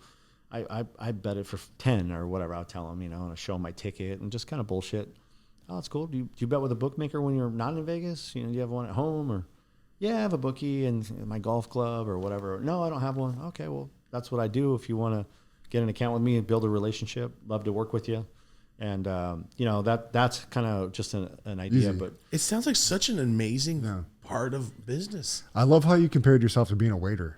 yeah, You're like, I'm serving up what they're asking for, like I'm watching out for them as much as I can. Once they leave the bar, if they go crash out, there's not so much I can do about that. sure. But while they were here, I gave them the best pro level service I could. 100%. Or cut them off. I saw that. Yeah. Or cut Yeah, them I off. mean, listen, I know what it feels like to lose more money than you have. I've done it many times because I'm a degenerate. And I know when I have a degenerate on my hands, right? And of course, he's a great customer. He's going to lose. But I have a heart. And watching him not pay his bills or feed his family, I already made a lot of money. So it wasn't like, that was my goal. My goal was to have him gamble responsibly, lose money to me. Of course, I'm not going to sit here and say I wasn't doing it for free. But I would rather like slowly just grind a little bit of his paycheck, let's call it, where he's having fun, entertained by the games, and not affect his life. Yeah. Then that customer's also gone. He's gone. He's ruined his life. He's got divorced or, problems at home. I don't need that on my shoulder. Don't get me wrong, it happened, and that's part of my business that sucked. They lie to you. They tell you a lot of things to get more credit or to get more down on a game, and then afterward, the game's over. That's when you get the truth. Oh, I just told you that because I wanted to get down, and I get it because I know that feeling too. Mm-hmm. I've been there. But it's like, fuck, you put yourself in a predicament. Now how do I handle this? And you got to, I try to give a discount, work it out, and just try to work out a payment structure like we discussed earlier. Mm-hmm. So I know we're on this, but back, like you're saying, I'm at a casino, I'm meeting these people. Is that frowned upon? Like, they're like, hey, Matt, what are you doing? Stop poaching people. I mean, yes and no. So I was pretty smart about it. Like I wasn't like I made it ultra obvious, but at the end of the day, the casino didn't care. I was gambling so much and giving them so much business. And let's be honest, if that particular customer that is at the table is gambling there, when he flies home, they're not losing business because he's betting with me. In fact, they probably look at it as a positive because now the money he's going to lose to me, I'm going to gamble back in their casino. Yeah, that's true too. So, and when he's in Vegas, he's going to be betting in the sports book still anyway, probably through my site too. I mean, that's just how it works, but they don't care. So when you say your site, you're saying like, it's example, DraftKings, MyBookie, all this. You had your own version of that. It just happens to be illegal. Yeah. So my site was in Costa Rica. I actually had a room, an online casino with cameras. Oh, so the player. Yeah. So you could log into my casino and you would see an actual dealer. You'd see 6 tables with pit bosses and cameras, and you could play live. And that was in Costa Rica? Yeah. Live blackjack, live everything. Everything but dice. Wow. Yeah. So you could play roulette. You could play roulette with me. And it's real money and it's real dealers. You could even talk to them. You could type on your phone or computer, hey, Yolanda, and she'd see it. Hey, Tom. So it's real. It's not like some automated fake BS, And the reason we did that is because I had the other casino, which was all automated, and of course people would lose and they think it's rigged. Yeah. And I understand that. But now when you see a camera and you can choose your table spot and you can bet whatever you want and you could tip her, people were tipping, just like no different. People would win and they'd tip her or, whatever. And you could speak to the dealer. Of course, it's not the same experience as Vegas. You're not there. But it's almost the same. I mean, you're gambling and it's live, and you don't need to worry about cheating. You can be anywhere in the world. Yeah. So I can be a doctor living in Wyoming, betting at any time, and getting paid on Monday morning. If you want cash, it might be Tuesday because I got to get a FedEx from California too. But yeah. But wow. Without anybody knowing, like, are most people like doing this like more than you would ever imagine? Oh yeah. There's 1 million bookies in the country. Oh. Yeah. Bookies. Oh yeah. There's 1 million, and I say that because there's a lot of guys that have 20 guys, and it's small. It's a little operation. They're having fun with 20 of their friends or guys at a golf course or whatever. And it's just low key, and they're not known, so they keep it really low key, and smart on them. They're never going to be sitting in my seat. But I took it to a different level.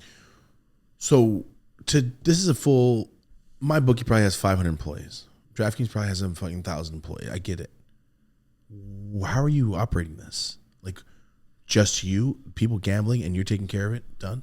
So the website does all of the work, right? As far as taking the bets and the numbers and everything, it's all on there. The logistics we just covered, I do all that. But I did have 48 agents across the country. So let me give you an example.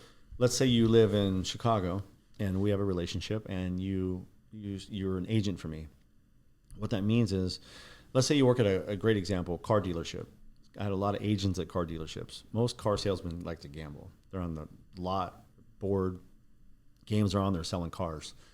So you might work there and you'd say, hey, Matt, I got like 20 guys here that want to gamble.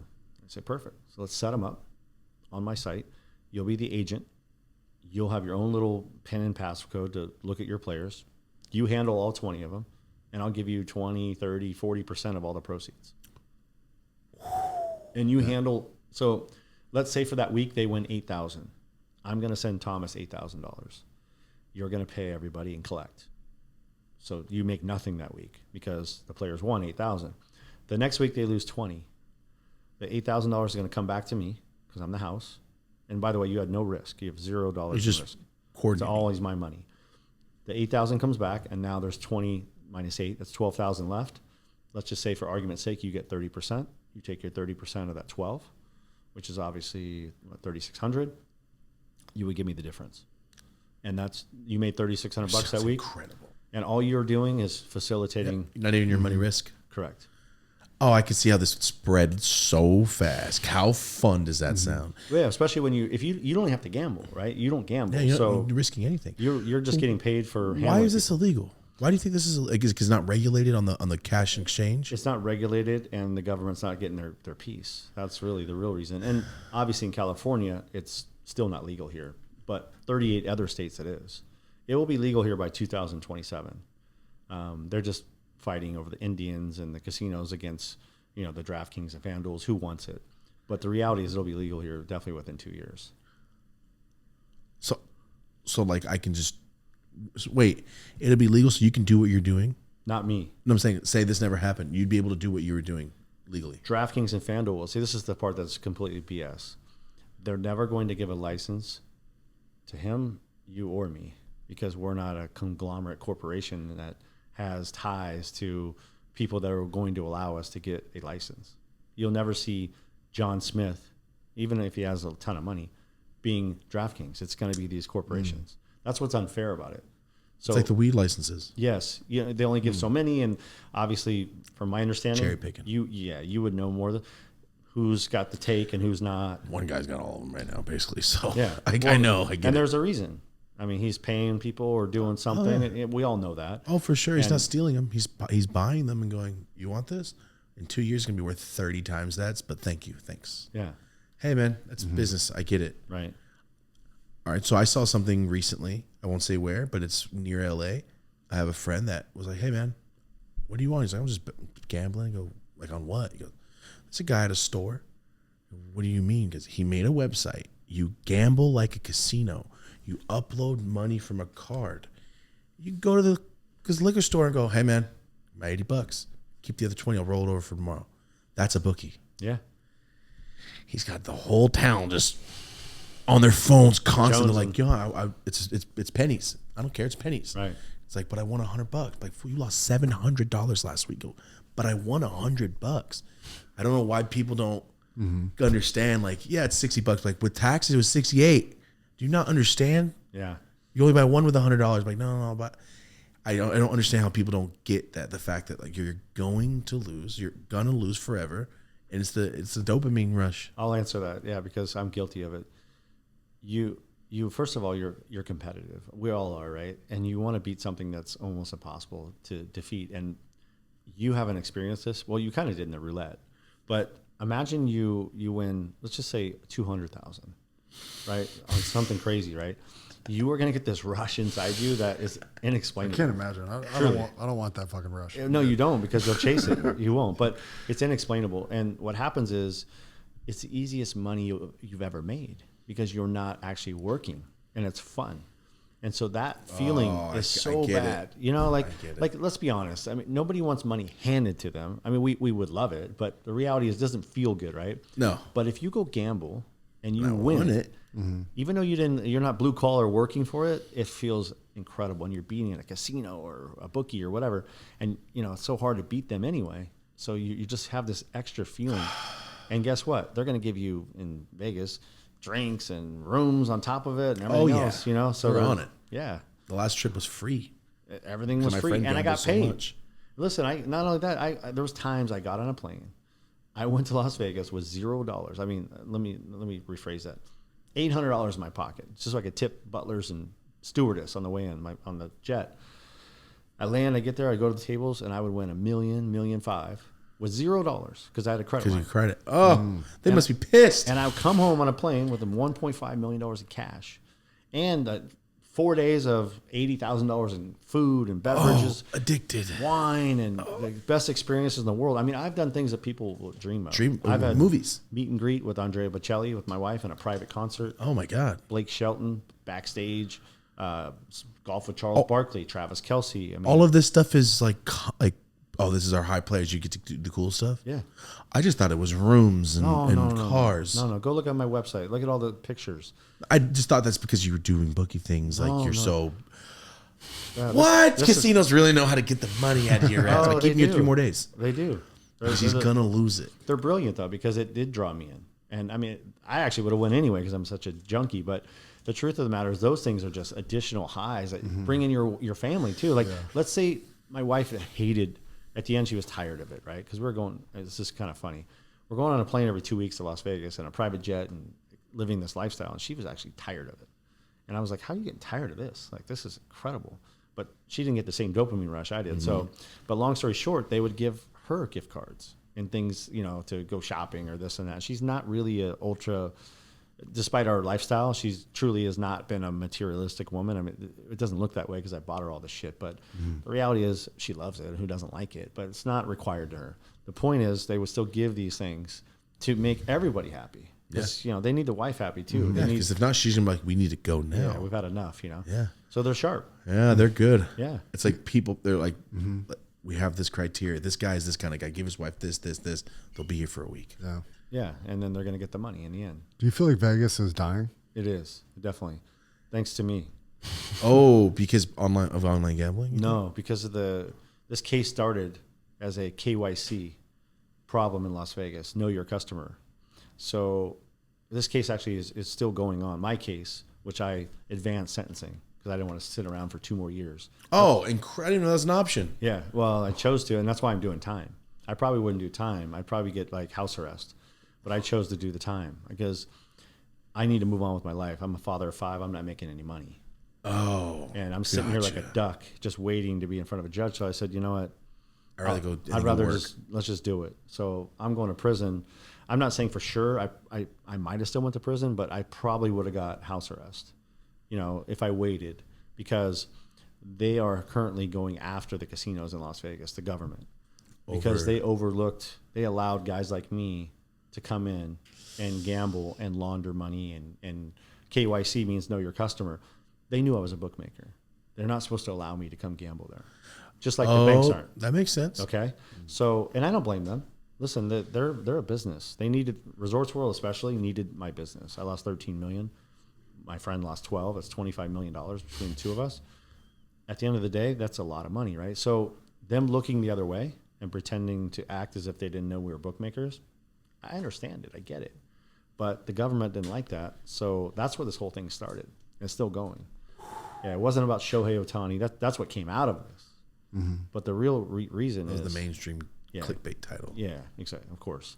But KYC, know your customer, is exactly why you got debanked, why I'm debanked, and yours is legal, but federally, as you know, is a problem. Yeah. But that's why you're debanked. And if you went to a casino and you started bringing big money, you would have a problem, especially now, because they're all following the rules now because of what happened with my case. They threw out all these bookmakers and drug dealers in Vegas, and the numbers are way down. A known drug dealer can't go gamble anymore? No, you can't prove his income. KYC. They just ruin the town. It's Sin City for a reason. Yeah, well, Sin City is no longer Sin City. So if you go look at the numbers right now, there's a guy at Vegas, Pauly C. I don't know if you've seen him on Instagram. He's got a really big following. He talks about me all the time, sadly, usually about when I'm in trouble or whatever. But he's really good at telling the true stories that are happening in Las Vegas. And I'm giving him a plug here, not on purpose. But the point is, he talks about why the town's numbers are down drastically. And it's really because of this case.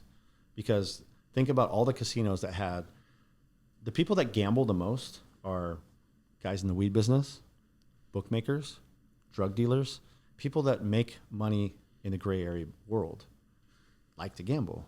They're gambling already in life, right? They're towing the line. So they gamble. So now you take those out of the equation. Now you have a bunch of mortgage payment people. Yeah, eye surgeon, electrician, or whatever, which is fine. That they all pay taxes and they're gambling, but they also can't go as much. They have a job.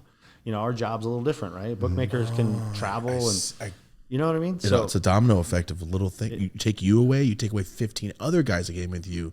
Try 1,000. I mean, there was an article that 300 bookmakers got X'd after my case from MGM Mirage Properties. And think of that, 300 people walking around a casino. That's a lot to take out. And all of them have is putting in money and money. But 300 big gamblers. That's what I'm saying. Like, tables are empty. Yeah. You have one oil tycoon guy, and that's the only guy that can keep up. Right. And that's what's happening. And then also, because of that, Vegas has now raised prices. Parking is higher. The rooms are higher. Everyone knows that. I didn't notice that. Yeah, it's a lot higher. So when you park in Las Vegas, they charge you now. Everything disgusting. costs. It's so expensive. It really is. Oh yeah, you just went. Yeah, it was like I was like, this is a joke. Like, what are we?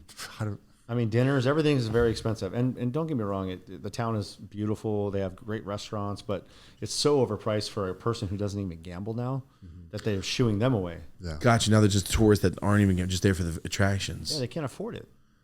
You know, I mean, you're paying $800 for a room, $30 to park, a resort fee, a this, a that. The resort fee pisses me off every time. It's just all BS charges. So you already charged me how much for this freaking room?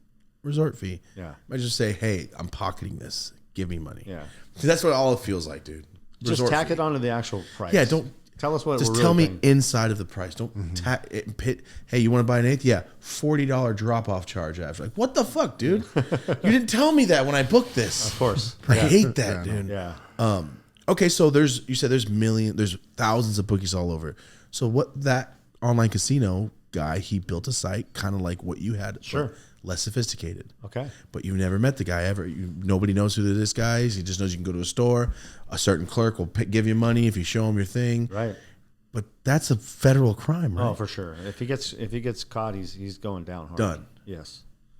For sure. Right. So how are you mentally preparing, knowing you're about to go in for a year, and then what's the plan after? You know, the hardest part of the year sentence is really just leaving 5 kids and a wife behind that truly have been loyal and just have my back. And, you know, I have a 4-year-old boy. Christmas is going to be coming around. I'll be sitting in a fucking federal penitentiary. Halloween, we're going to go do Halloween in like 2 weeks because I'll be in like 3. So in 2 weeks, we're going to do a fake Halloween. You know, so these are moments that are really tough that I didn't think about when I was making a lot of money and running this business. And selfishly, money was my greed, as long as, you know, I was feeding my gambling addiction as well. But as a father, that crushes me. That's the hardest thing I'm dealing with, because my job is to provide and protect for my family, and I can't do that behind walls of a prison. So that's the mentally part that it's challenging. Of course, it's been 2 years of like fucking hell, I mean, in my life, but I'm embracing the hell and making the best of it. Going through court and all that type of shit. Yeah, you go to court, the anxiety of the unknown. Am I doing 3 or 4 years? How do I keep my family, you know, in their mental capacity tight? How do I pay my bills? We're still living a very good lifestyle. I've had I sold all my Rolls Royce, I sold the Lamborghini, I sold everything, Bentleys, all that shit's gone. I don't even care about that. But I don't want to take them out of schools. They're in private school. My daughter was at Oregon University. She graduated. I had to get through that. That's not cheap. Obviously, we still have a mortgage and the basics of life that I didn't really feel before, and now I'm feeling because my income's gone. You know, I was making $1 million, $1.5 million a month. Now I have 0. It's a goose egg. Were you thinking at the time, like, if I got to go do a couple of years, it's kind of just the cost of doing business? I really with all this money. I'll be honest with you. If you go look at the history of bookmakers, very few of them ever go to prison. Oh, really? Yeah, it's usually, I mean, gambling charges, bookmaking charges are pretty minimal. Not so much anymore. They're cracking on it now. And I think DraftKings and FanDuel will have a little play in that. But most bookmakers, it's just a financial charge. It's, probation, but my case is so much bigger because the numbers were huge and obviously it's high profile. But I think now bookmakers are going to go to prison. I think they're cracking down a little bit harder because the money laundering charges come into play higher. It makes sense though. If I'm my bookie and I know there's 1,000 guys, I'm like, hey, I'm gonna lobby against all of this. I need a higher sentence on bookmaking so people stop. Yeah, of course. Yeah. I get that. Yeah. I understand that aspect. I mean, it's pretty terrible because you're a bookie. Yeah. So if you just legally did it, you're a dick, and then you're pretty much Xing out all your friends that you started with. Yeah, competition though, get rid of it. And at the end of the day, I knew what I was doing was illegal. Yeah. So I never play victim. I really don't, because I had an amazing life that I've done all these things. And going back to what you said, it is going to be really hard to walk into the walls of a prison and have my wife drop me off. And I'm sure I'll be crying like a little girl because I'm leaving my wife and kids behind. I'm not scared of going behind prison. I mean, it's not a state prison. I'll be in a federal camp. It's not like, I'll handle myself, but if I was going to some max penitentiary where it's going to be, serious shit, I'd be shitting my pants, or Aryan Brotherhood and Mexican Mafia and all that. I won't be dealing with that. So that's one positive. But I will use this opportunity to rebrand myself, which I've been working on. The minute I got rated, I started writing my book. I started, branding this new, I call it this like cult behind me. It's pretty cool. Social media I've never had in my whole life. I had to hide everything I was doing. Yeah. Didn't have a Instagram. 9 months ago, I'm sorry, that's a lie. September, it's been a year now. A year ago, I opened my first social media account. It was Instagram. And I have 83,000 followers, but it's all organic. It's all natural. And these people have been really supportive. And you guys know because you do social media. And, I never knew shit about social media. I didn't even know how to do a reel. I'd ask my daughter, what the hell's a reel? And how do you put music on it? And what's a hook mean? And that's me too. hashtag. I was like, I don't get all this. But I do it all myself. Every post I do 3 posts a day. And I try to show the world, hey, I fucked up. I'm owning it. I'm going to make the best of it. Thanks for having my back. Read my book. Be part of the journey. And when I come out, I'll do public speaking. Clearly, my book, it's just a kind of to get it out there and show the world my story. But I plan on talking to NFL teams, NBA, MLB, whatever I can to help them and learn from my mistakes and avoid these young athletes and young kids from gambling problems or any problem, alcohol, drugs, doesn't matter. It all relates, addictions are all the same. And, my mindset is strong. That's the one thing I've always had. I own a jiu-jitsu studio. I train. I do a cold plunge every day for, 40 degrees for 8 minutes. I do 8 minutes. Sorry, the longest I've ever heard is a minute and a half. Oh, it's hell. It sucks. But it's like a challenge to myself. It's my daily suck. And then it helps reset me. And then I do a infrared sauna. I try to stay healthy. I'm 50, so I want to live long, and I put my body under a lot of stress, obviously, all self-induced. But I have big plans, and they're filming my documentary right now. Nice. Yeah, so I'm hoping Netflix picks it up. And then I have a couple of feature film offers. So Wolf of Wall Street would be exactly what I see coming. That's all I was thinking was just jet passing. I can see the montages in my head right now. Yeah, so if the directors that I've been talking to, which have been some really big companies, $7 with Dwayne Johnson, Jason Bateman, all kinds of big names. If you took a movie Casino along with Pursuit of Happiness and you added Wolf of Wall Street, basically, because I was a commodity trader, if you put all 3 of those movies together, that's kind of the vision I have for a movie of my life story. Well, Casino was the first thing I thought of because another thing, when you said, well, I'm not supposed to be in there, I was like, oh, like Joe Pesci in Casino, and you're not allowed to be in here. The board's going to see you and take my fucking license. Yeah. That's real. Yeah. It's the casino's job to make sure that they keep unwanted people out. And if they're not, it's almost as they're letting tainted money come in. So that's why they're getting cracked down. Correct. Government's dick. That's a dick move, dude. They're going to kill Vegas. It's hurting them for sure already. I mean, they're going to have to redirect how they monetize and make as much as they used to make. And Vegas is having a tough time figuring that out right now. There's no other way. Yeah, there is no other way besides gambling. I can go to the Sphere 50 times. No. There's not enough. I don't want to go to Bellagio and look at the statues that much. No, it was built on gamblers. That's what it's for. I mean, if they find a way to bring back the old mafia type service, days of like how I'm 50, I'm older than you guys. So like I saw a little bit of when I was 21. What was an example of that? Like the service 29 years ago when I went to Las Vegas, the service was 100 times better than it is today. Like if you wanted something, you wanted a milkshake or something, as an example, something odd, they just go get it. They don't write up a comp slip. They don't now it's like, okay, let me see your player's card. I got to get approved. I need, everything has to be documented, justified, because the bean counters that are behind these corporate, casinos, everything's accounted for. It's not about actual service. And before I was, when I was a young boy, like when my parents went to Vegas, that was the mob days. I mean, you walked in that place, they would just, the mafia would just walk you into a restaurant, open you a table, if you're a gambler, I'm saying, and you got treated the way you're supposed to be treated. There's no, how much did you gamble on this this trip? And they won't give you shit like, you didn't hit the limit. Go, hit the limit, man. You told me just to tell you how much you spent. Yeah. Like, we can't comp that. I go, that's why I played here, dickhead. Yeah. Oh, yeah, it's happened before. Yeah. I mean, my friend, I've watched it happen. Yeah, of course.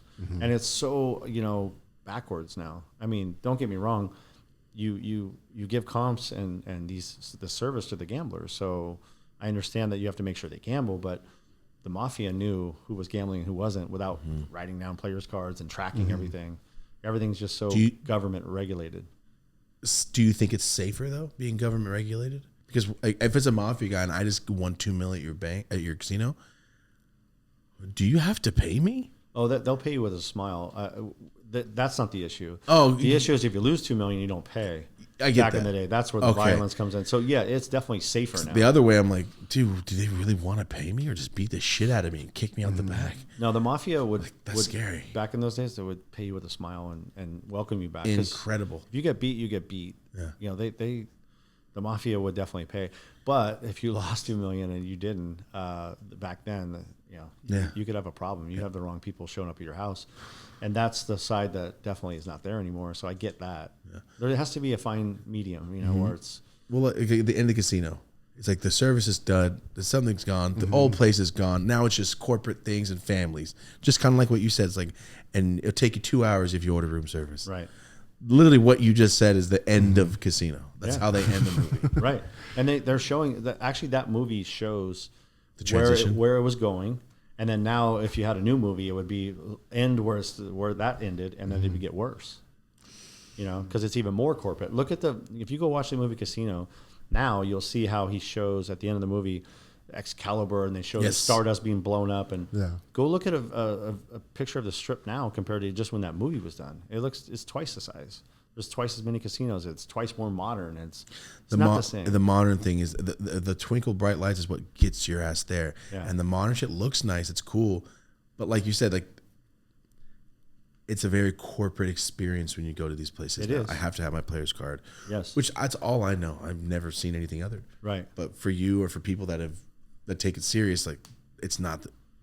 Besides Vegas, where's there a place to go in the world for a gambler? Monte Carlo is amazing. Yeah? Monte Carlo is the real deal. That's my favorite place to gamble. Really? Oh, God, it's amazing. But I've been to the Bahamas, fantastic as well. Dominican Republic, Panama, London. All these. Gamble? Oh, yeah. On big levels. Really? Monte Carlo, I won $1.4 million with my wife, and I was gambling with billionaires everywhere. I mean, Monte Carlo's real money. You want to talk about money? Where is that? It's south of France. Oh, where the guys coming on their yachts. Yeah, I mean real yachts like Newport Beach. There's nothing on them. They're little toys compared to these are sheiks from Dubai and Russian oligarchs, and I mean real money. That kind of scares me. I got to be honest. I mean, you've been around billionaires. I don't know why, but that amount of money makes me scared. Get the fuck away from me. I don't know what you're into. Are we gonna get taken down right now because you're into some bullshit? Right. I just there's so much money on that. People hear money and they get violent. Yeah. They want to take that shit. It's like, I wonder what you have to deal with as a billionaire. This is your yacht. I don't want to be around those people. Yeah. Scare me. It's wild. I tell a story in my book. When we went to Monte Carlo, I was working out of the gym at the really nice hotel there, and these two younger Russian, you could tell that they were serious individuals. I was working out and just rapping with them. I'm pretty personable. And then we end up, I said, oh, come to the casino. Let me see you guys gamble, you know. Well, they said they were staying on a boat. And then I looked out the window and I saw their yacht, and it looked like a spaceship.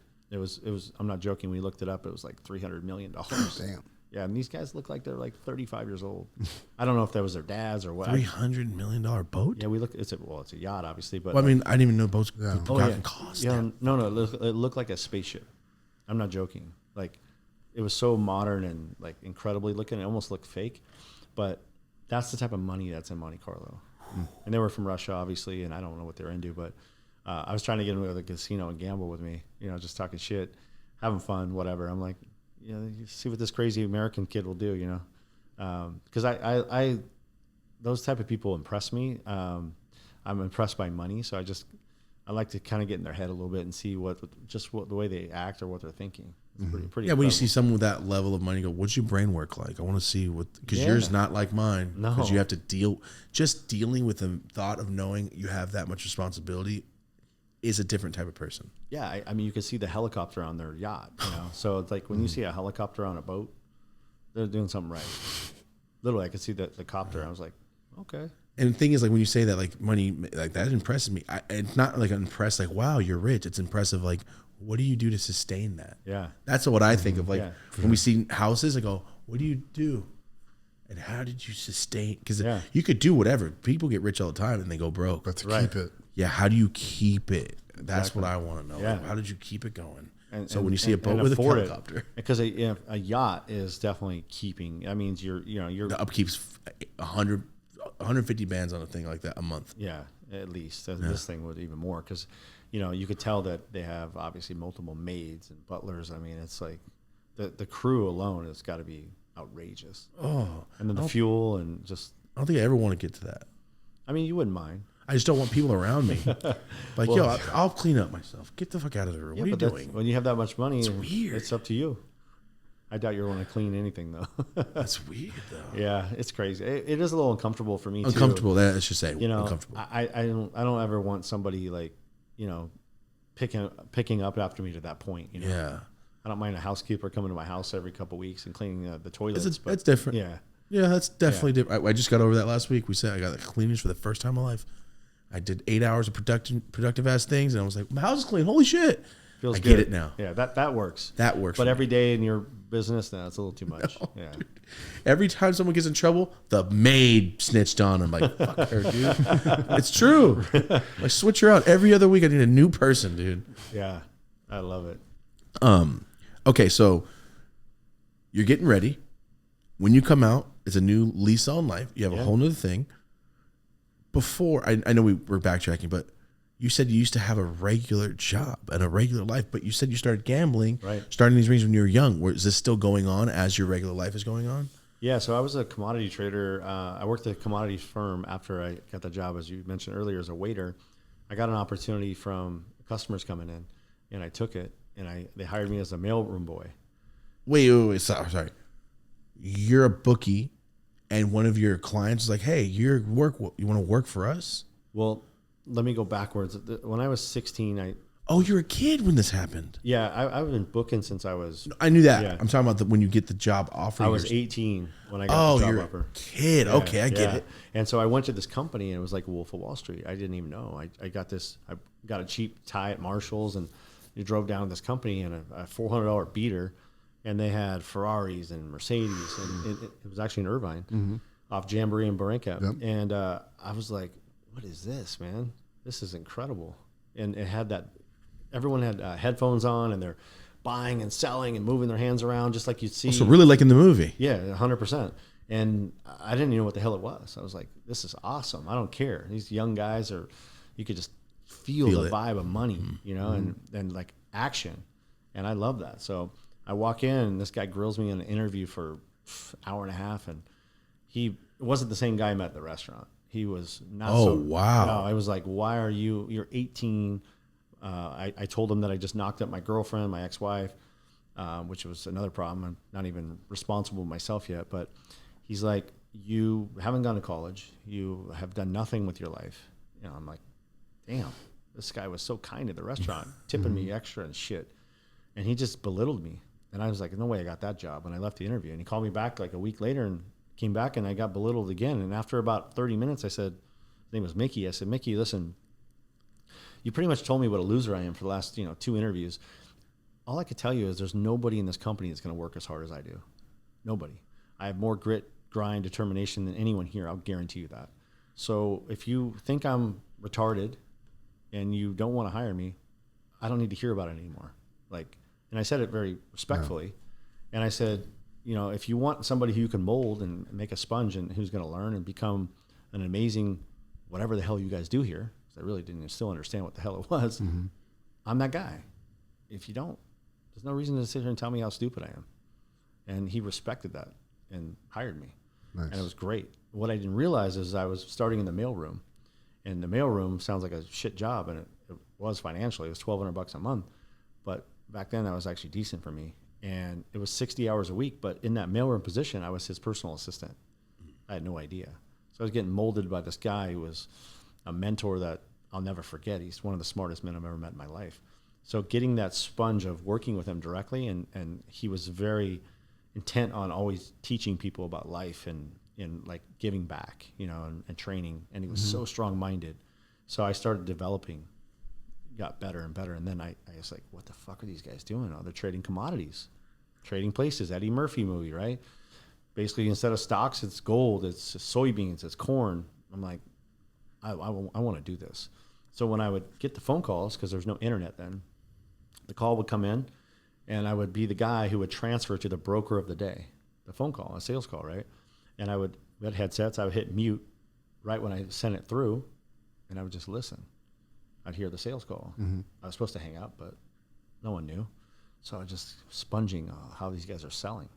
I already sold the Orange County Register. I was selling baseball cards. I did a lot of things as a young boy that developed like kind of charismatic sales training, but not real sales.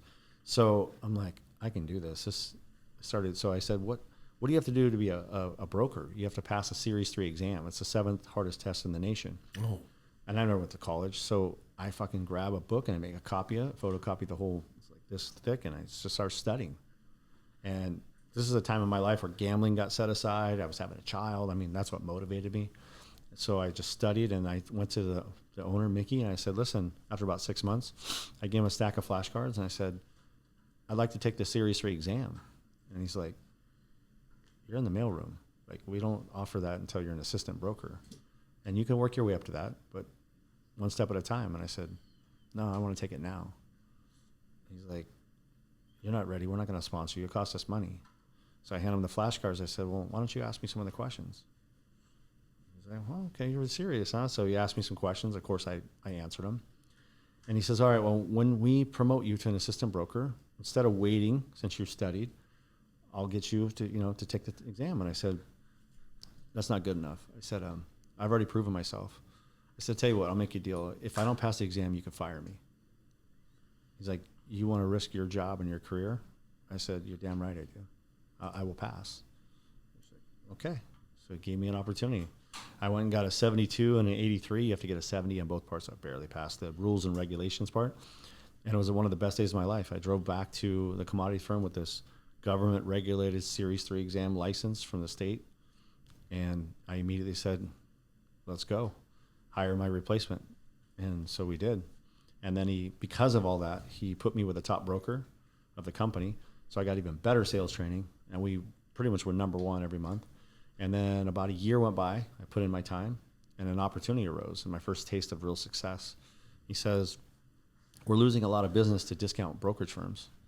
And I'm going to give you an opportunity. I trust you. You work with me directly. You've proven yourself. I'm going to have you open the company. I said, let's go.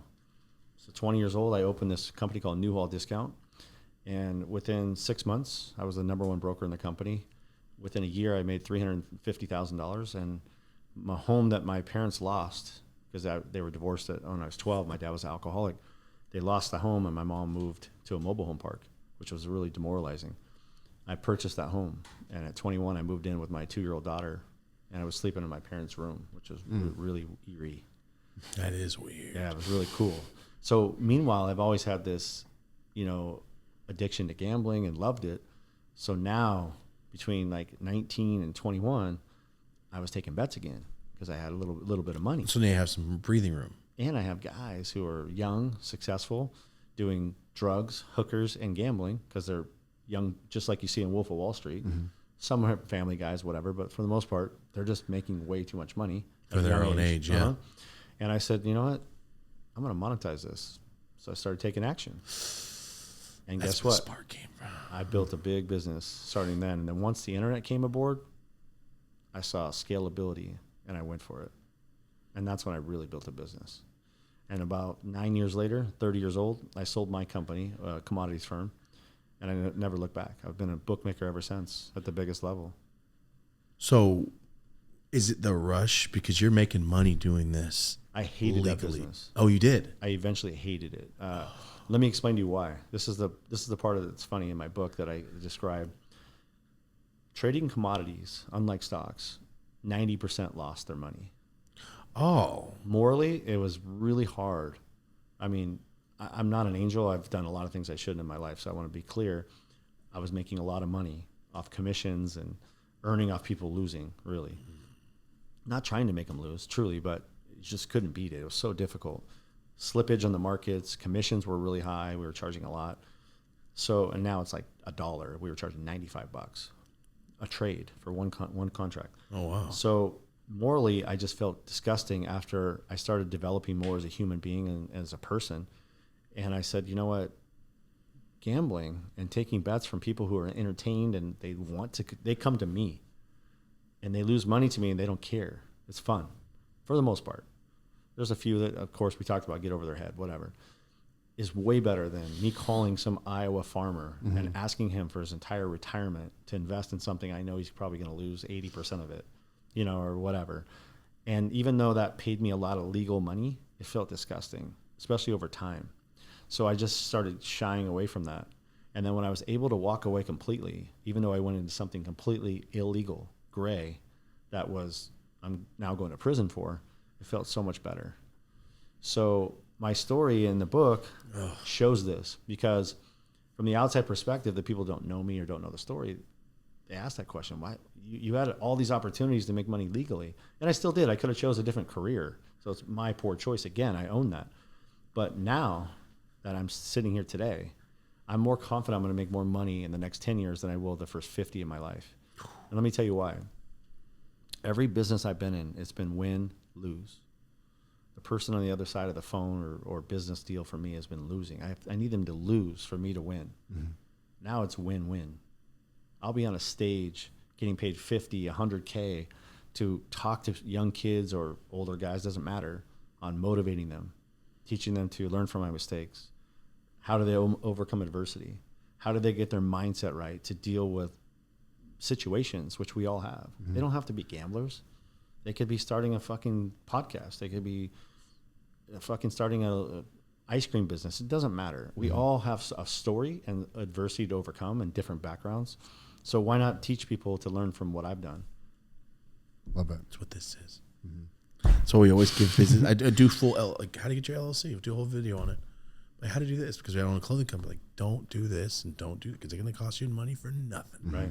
Or like we said, if you're starting a landscaping business or you're helping somebody do a store, like the basis of and the foundation of all of it is try to be better than you were yesterday, and can you do the best job you possibly can, because it's your reputation.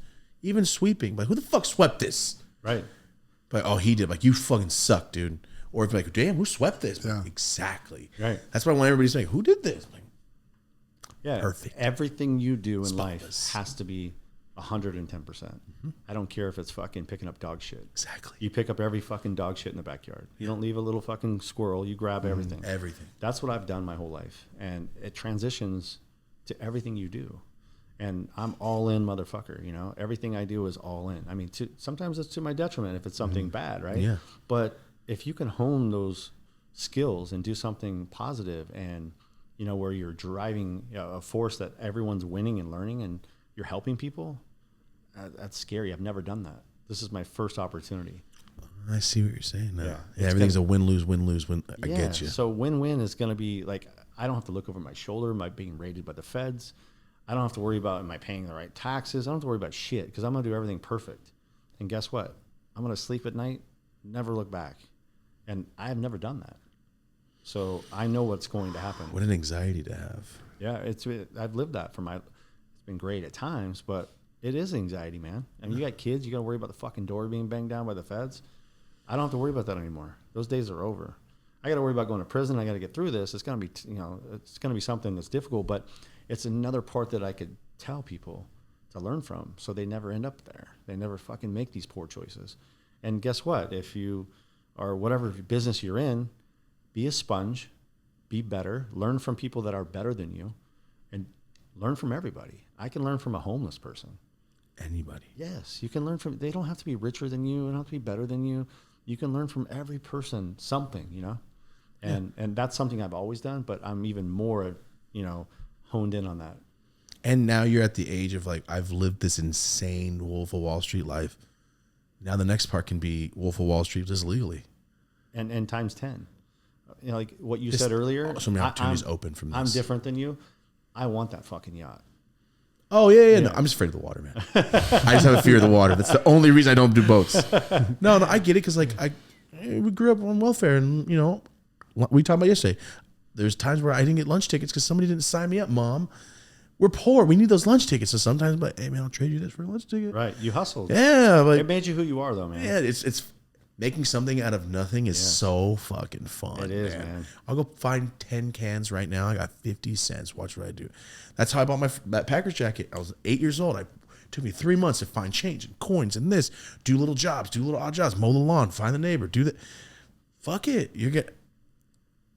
That'll be the time when I buy a house. Like, I'm going to do this and do this, do this. Now I can buy. It just translates, dude. I don't remember ever thinking different from a kid. Sure. Everything's been the same. My first job, I was 5. All of these things that you now have are from when you were a kid. Always. All of them. They are. Because who you are as a kid ends up transitioning to who you are as an adult. And all these values and these hard work and all these things you've learned, and appreciating things and respecting the value of money, which I lost personally, to be honest. I have it back now more than ever. And I think it's just, I'm actually scared of my future in a positive way. Because I just know what I'm going to do. I've always known, literally always known that I've been undervaluing what my potential was, because I was a bookmaker and it was illegal, and I just kind of have to stay in the shadows. Yeah, it just wasn't. I didn't feel right. I mean, it felt right when I was on a plane enjoying caviar. Don't get me wrong, but it didn't feel deep down right. This feels right, and I'm going to prison, and I feel better now than ever. Wow, so interesting. That's a statement I've never heard in my life. Well, hopefully you never hear it again, because I'm an abnormal motherfucker.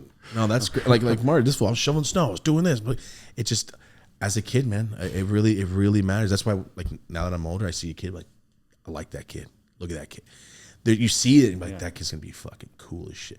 You see those in people, and I think it's, now that we're older, like, okay, now how can I mold it? And now that you're at the age, like, how can I mold this 40-year-old? It doesn't have to be a kid. Right. There's so many people out there that, like I always say, Rodney Dangerfield got famous at 55 years old. That's a long time to wait. That's true. But then after that, fuck, it's skyrocketed. Yeah. Yeah, of course. So I don't think it's your age. I think it's your mindset and where you are in life. I mean, there's 65-year-olds going back to college. You're never too late, man. Never, nothing, and you never know what it's going to be.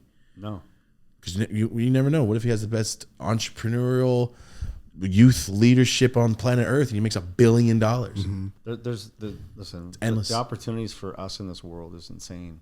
It's got. There's so many that we don't realize. This is the problem with young people. They don't realize opportunities are flying by you. If you don't have your eyes open, you don't see it. We've all had those and we missed them. We don't even realize it. So the minute you can actually just open your eyes and find those opportunities, I mean, you guys started your business, your podcast, all these things because you saw an opportunity and you're running with it. And now it's, paying. You're making money because of it, right? But you had the balls to do something about it. You have to take risk. Mm-hmm. Sometimes you fucking fall, man. You have to just try. Yeah, you got to give it a run. People are scared. I think they're scared to fail, but failing's fine. No, you learn more from failure. Yeah, than like I won't do that the next business. Amazon started in a fucking garage. That's right. Or Apple or whatever. Like, there's so many things. Like, it's almost motivating and like really exciting to when you fuck up. I'm like, oh, I'll never let that happen again. Well, that what you just said is so imperative, because if you embrace the suck and the failure, then the wins feel 100 times better. Mm-hmm. If you're a spoon-fed, trust-fed kid, most of them are so unsuccessful in life and unhappy. I mean, don't get me wrong. I wish I was one of them just because it'd be I say it easy all the life. time. But I really don't, you know, because at the end of the day, you would be like, you wouldn't appreciate anything, you know, and you appreciate things because of your upbringing. You know? Yeah, I think that really defines people too. It does. It like differentiates You gotta people. grind. Yeah. You gotta feel the suck and feel the pain, or learn from those moments to not go back there, right? And to appreciate the things you have. Absolutely. There's a lot of knowledge coming out of this. I like this a sure. lot, man. I always try to take one thing like personally in my brain away from each guest, and like I'll find it here in a minute. But there's a lot here because I've never heard anybody say like I'm about to go to prison. My life is changing. All my money's gone, and it's the best time of my life. Hey, I think that's having a path and a direction is better than a $50 million, really. Yeah, because you could make 100 off of that mindset. But really, isn't life about the journey? It's not really the destination anyway. Like, yeah, we all make all this money, and you know, you want all these things, but you want to enjoy it along the way. When you die, and you're the richest you usually are when you're older, right? So you can't really enjoy a lot of it, and you just give it away anyway, whether it's your kids or probate or whatever happens. So why not just enjoy the journey and fucking just enjoy the suck? I mean, nobody wants the suck, right? Nobody asks for it, but when it's there, you got to embrace it. And there it was. That's what I'm taking away. Enjoy the suck. For real. We talked about it last week. Like, I've been clicking my movie Click. I've been doing it for about 5 years. And I'll notice a month goes by because I'm waiting for a date because I don't want to do all these days. And now I'm like, wait, it's been 3 weeks? I lost 3 weeks. And like embracing the suck, like you said, like waking up. I don't want to wake up at 5 in the morning, but it's gonna be better for you. It's gonna be good. Like I tell you, I'm popping up. No more alarm clock. Just get up. Yep. There's a lot of things that I've noticed the past couple of weeks. Like there's a lot of turning points. You can be at any age and be like, oh, the turning points are coming. For sure. And like you said, embracing the suck is a good way to do that. Cold plunge. You said get the suck out of the way. 8 minutes. Dude, you know what's funny is when I don't want to jump into 43-degree water. No. Ever, right? But when I get out, I'm like, fuck, man, I've just accomplished something shitty. And my day's already started off good. I just fucking went through something that I didn't want to do. It's going to be the shittiest thing I do today for sure. Yeah. Get it out of the way right away. Right? When I was in college, they called that eating a frog. Like, if the worst thing I got to do today is eat this frog, I'm going to get it out of the way right off top because everything else can be easier. Some East Coast shit. Let's eat this frog. Like, what the fuck is that? Hey, frog legs aren't that bad. Who brought that up? But you're right, though. You get the hell over with, and then you appreciate the rest of your day. And we all struggle with getting complacent, too. You know, that's where I was. I was very complacent. That's what happened. Yeah. It's weird, but it does happen. You never think it will. Oh, man. What a story. I'm seeing the movie in my head. Oh, for sure. I can see the movie. Yeah, it's. I got an offer right now. It's going to happen. I'll make it happen. You know, somehow, some way. And there it is. Yeah. If you say it's going to happen, it will. Well, Because you're going to get it done. Tubi movies get made. You're going to make the sick movie. What is today? September what? 13th. 13th. Yeah. So you'll look back at this and mark my words. Within 2 years, you'll see a doc on my life, and within 5, you'll see a movie. Nice. And then we can actually, you can have me back on in 5 years because I'll be more famous. We'll cut to this at the end of the movie. Beep. You Babe Ruthing it. Cut back to the credits. Speaking of, so this Japanese guy's better than Babe Ruth, and I got to see that. Yeah, I want to watch some highlights today. I did not know. He's amazing. I just thought like all these Japanese fans were here because like we're in here. You know what I mean? When another player from another country comes, they support so damn hard. They do. I love it. There's a loyal. Mexican wrestler, that little fool in WWE. Let's go. So are you and him still cool? He took the picture with next to his jersey. Like you and him are all good? I don't know. I mean, listen, we've never really had a conversation. Oh, gotcha. Because he doesn't speak, well, back then he didn't speak any English. So I don't know what he thinks of me. I imagine he's not a big fan because even though I didn't do anything directly to him. There's nothing wrong to him. My business was something that, tarnished him in a sense. So thank God it's a tiny tarnish. But I wonder, I'd love to meet him. Wow. It's interesting. I'd be so bitter. I love the fact that you're not just I fucking hate baseball. Was it like back in Benny hot out like in Wolf of Wall Street? That's how I would be saying this fool's name. Yeah. Be pissed. But I get it. No, I understand. It's not like he got you in trouble. No, man. It comes with it. You knew it was going, but right. I like this outlook. This is very cool. This is motivational. There's more. I feel like there's a lot more. I feel like there's a 3-hour spree of like, all right, these are Vegas stories for 3 hours. Like, there's a lot. Did you ever see David Cho's interview on Rogan? David Cho, I did not. I'm trying to get on Rogan. That's my goal. That'd be very interesting. Yeah. You should watch it because he's an artist. He's famous for painting the Facebook offices, and he took stock. Okay. So then he got super rich, from but then he became this degenerate gambler talking Super. Okay. He told all these, but he's on drugs, I think, in all these stories and shit. Psychedelics. Yeah. Okay. But check out that episode. I will. That's good. I didn't even know that. Yeah, that's awesome. I like Joe Rogan. He does some really good guests. Yeah, that for me was the place of like, I didn't even know that was a science. Cool. Let me learn about some shit. It was like watching a very elongated high version of Bill Nye the Science Guy, because I'm gonna learn something from these people. Sure. I like it. It's fun. And now I don't like politics, so I kind of stay away a little bit. Early Rogan, you could be better in a conversation based off whatever you listen to. I remember like before I moved here and shit, like I sound halfway intelligent right now to these regular people. Sound halfway intelligent of the shit I've been listening to on Rogan, like for sure. Right. You'll get there, man. That's gonna be sick. Yeah.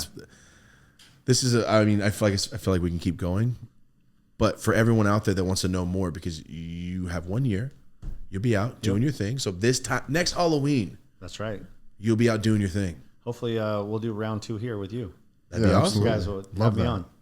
Recalibrate after the sentencing. Yeah, recalibrate. Amazon or my website or Audible. Yeah, Audible. I just did. It's my voice. Yeah, Audible. Yeah, I got that one too, because fucking Amazon, man, they delayed it a whole day. I wanted to bring it. Get you to sign. I got you. I know. If you didn't, I'd be pissed, because I always try to get something like, I don't know. I feel like there needs to be more. Sure. There's more potential for everybody. Like you right now, like you're going through the weirdest time of your life, but it's the most positive. Same thing. Like I feel like things need to change, and I feel like, I don't know. I hope I can motivate you and anyone listening to be better in their life and make a change that's positive. I mean, surely we all have something to work on. You know, it could be exercise. I'm always trying to be the best version of myself, right? So what motivates somebody to be a better version? If it's a cold plunge, if it's a diet, if it, whatever, just getting off the couch and instead of sitting there eating chips, then if I can help motivate that person, or quit drugs or drinking or whatever, or just gambling, or be better in their job, or maybe leave their job and go do something, take some risk and do something better, follow their passion. And there's so many things that you can do in life. We all can, and we need to hear it. I mean, Tony Robbins needs mentors and people to tell him shit, right? We all get complacent, everyone needs somebody to tell them, because we get complacent. And I think you don't even notice it. That's why it's complacent. You don't even see it, and you see a picture, go, I forgot I used to do that stuff. Yeah, that's how I feel. That's when I start feeling real like lost on earth. Like, where have I been?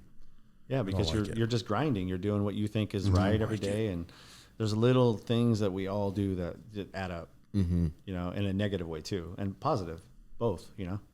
And you just got to feed the positive fires as much as you can. Well, like you said, it's not a problem until you're broke. Well, it's not a problem until you're not positive, and then everything's negative, and then that's when it starts. That's when people get downward spirals. Yeah. Resort to drugs, alcohol, gambling, whatever. I mean, but like you said, as long as you're not broke doing it, everybody's okay with it.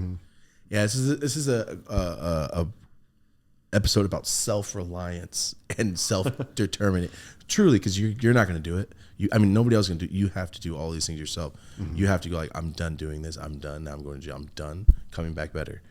Your wife's not going to convince you. You have to do it. So high. Exactly. And I'm totally cool with that, because I'm a reset button hit motherfucker, so it's fine. Yep. Perfectly fine. No problem. I love this. This was great. Thank you. Yeah, thanks for having me. This is awesome. How? Yeah. We've been here for over 2 hours. Wow, that flew by. I think that's a good sign. Yeah, no, it's always I always want to look, because usually I'm right on time, like 1:30.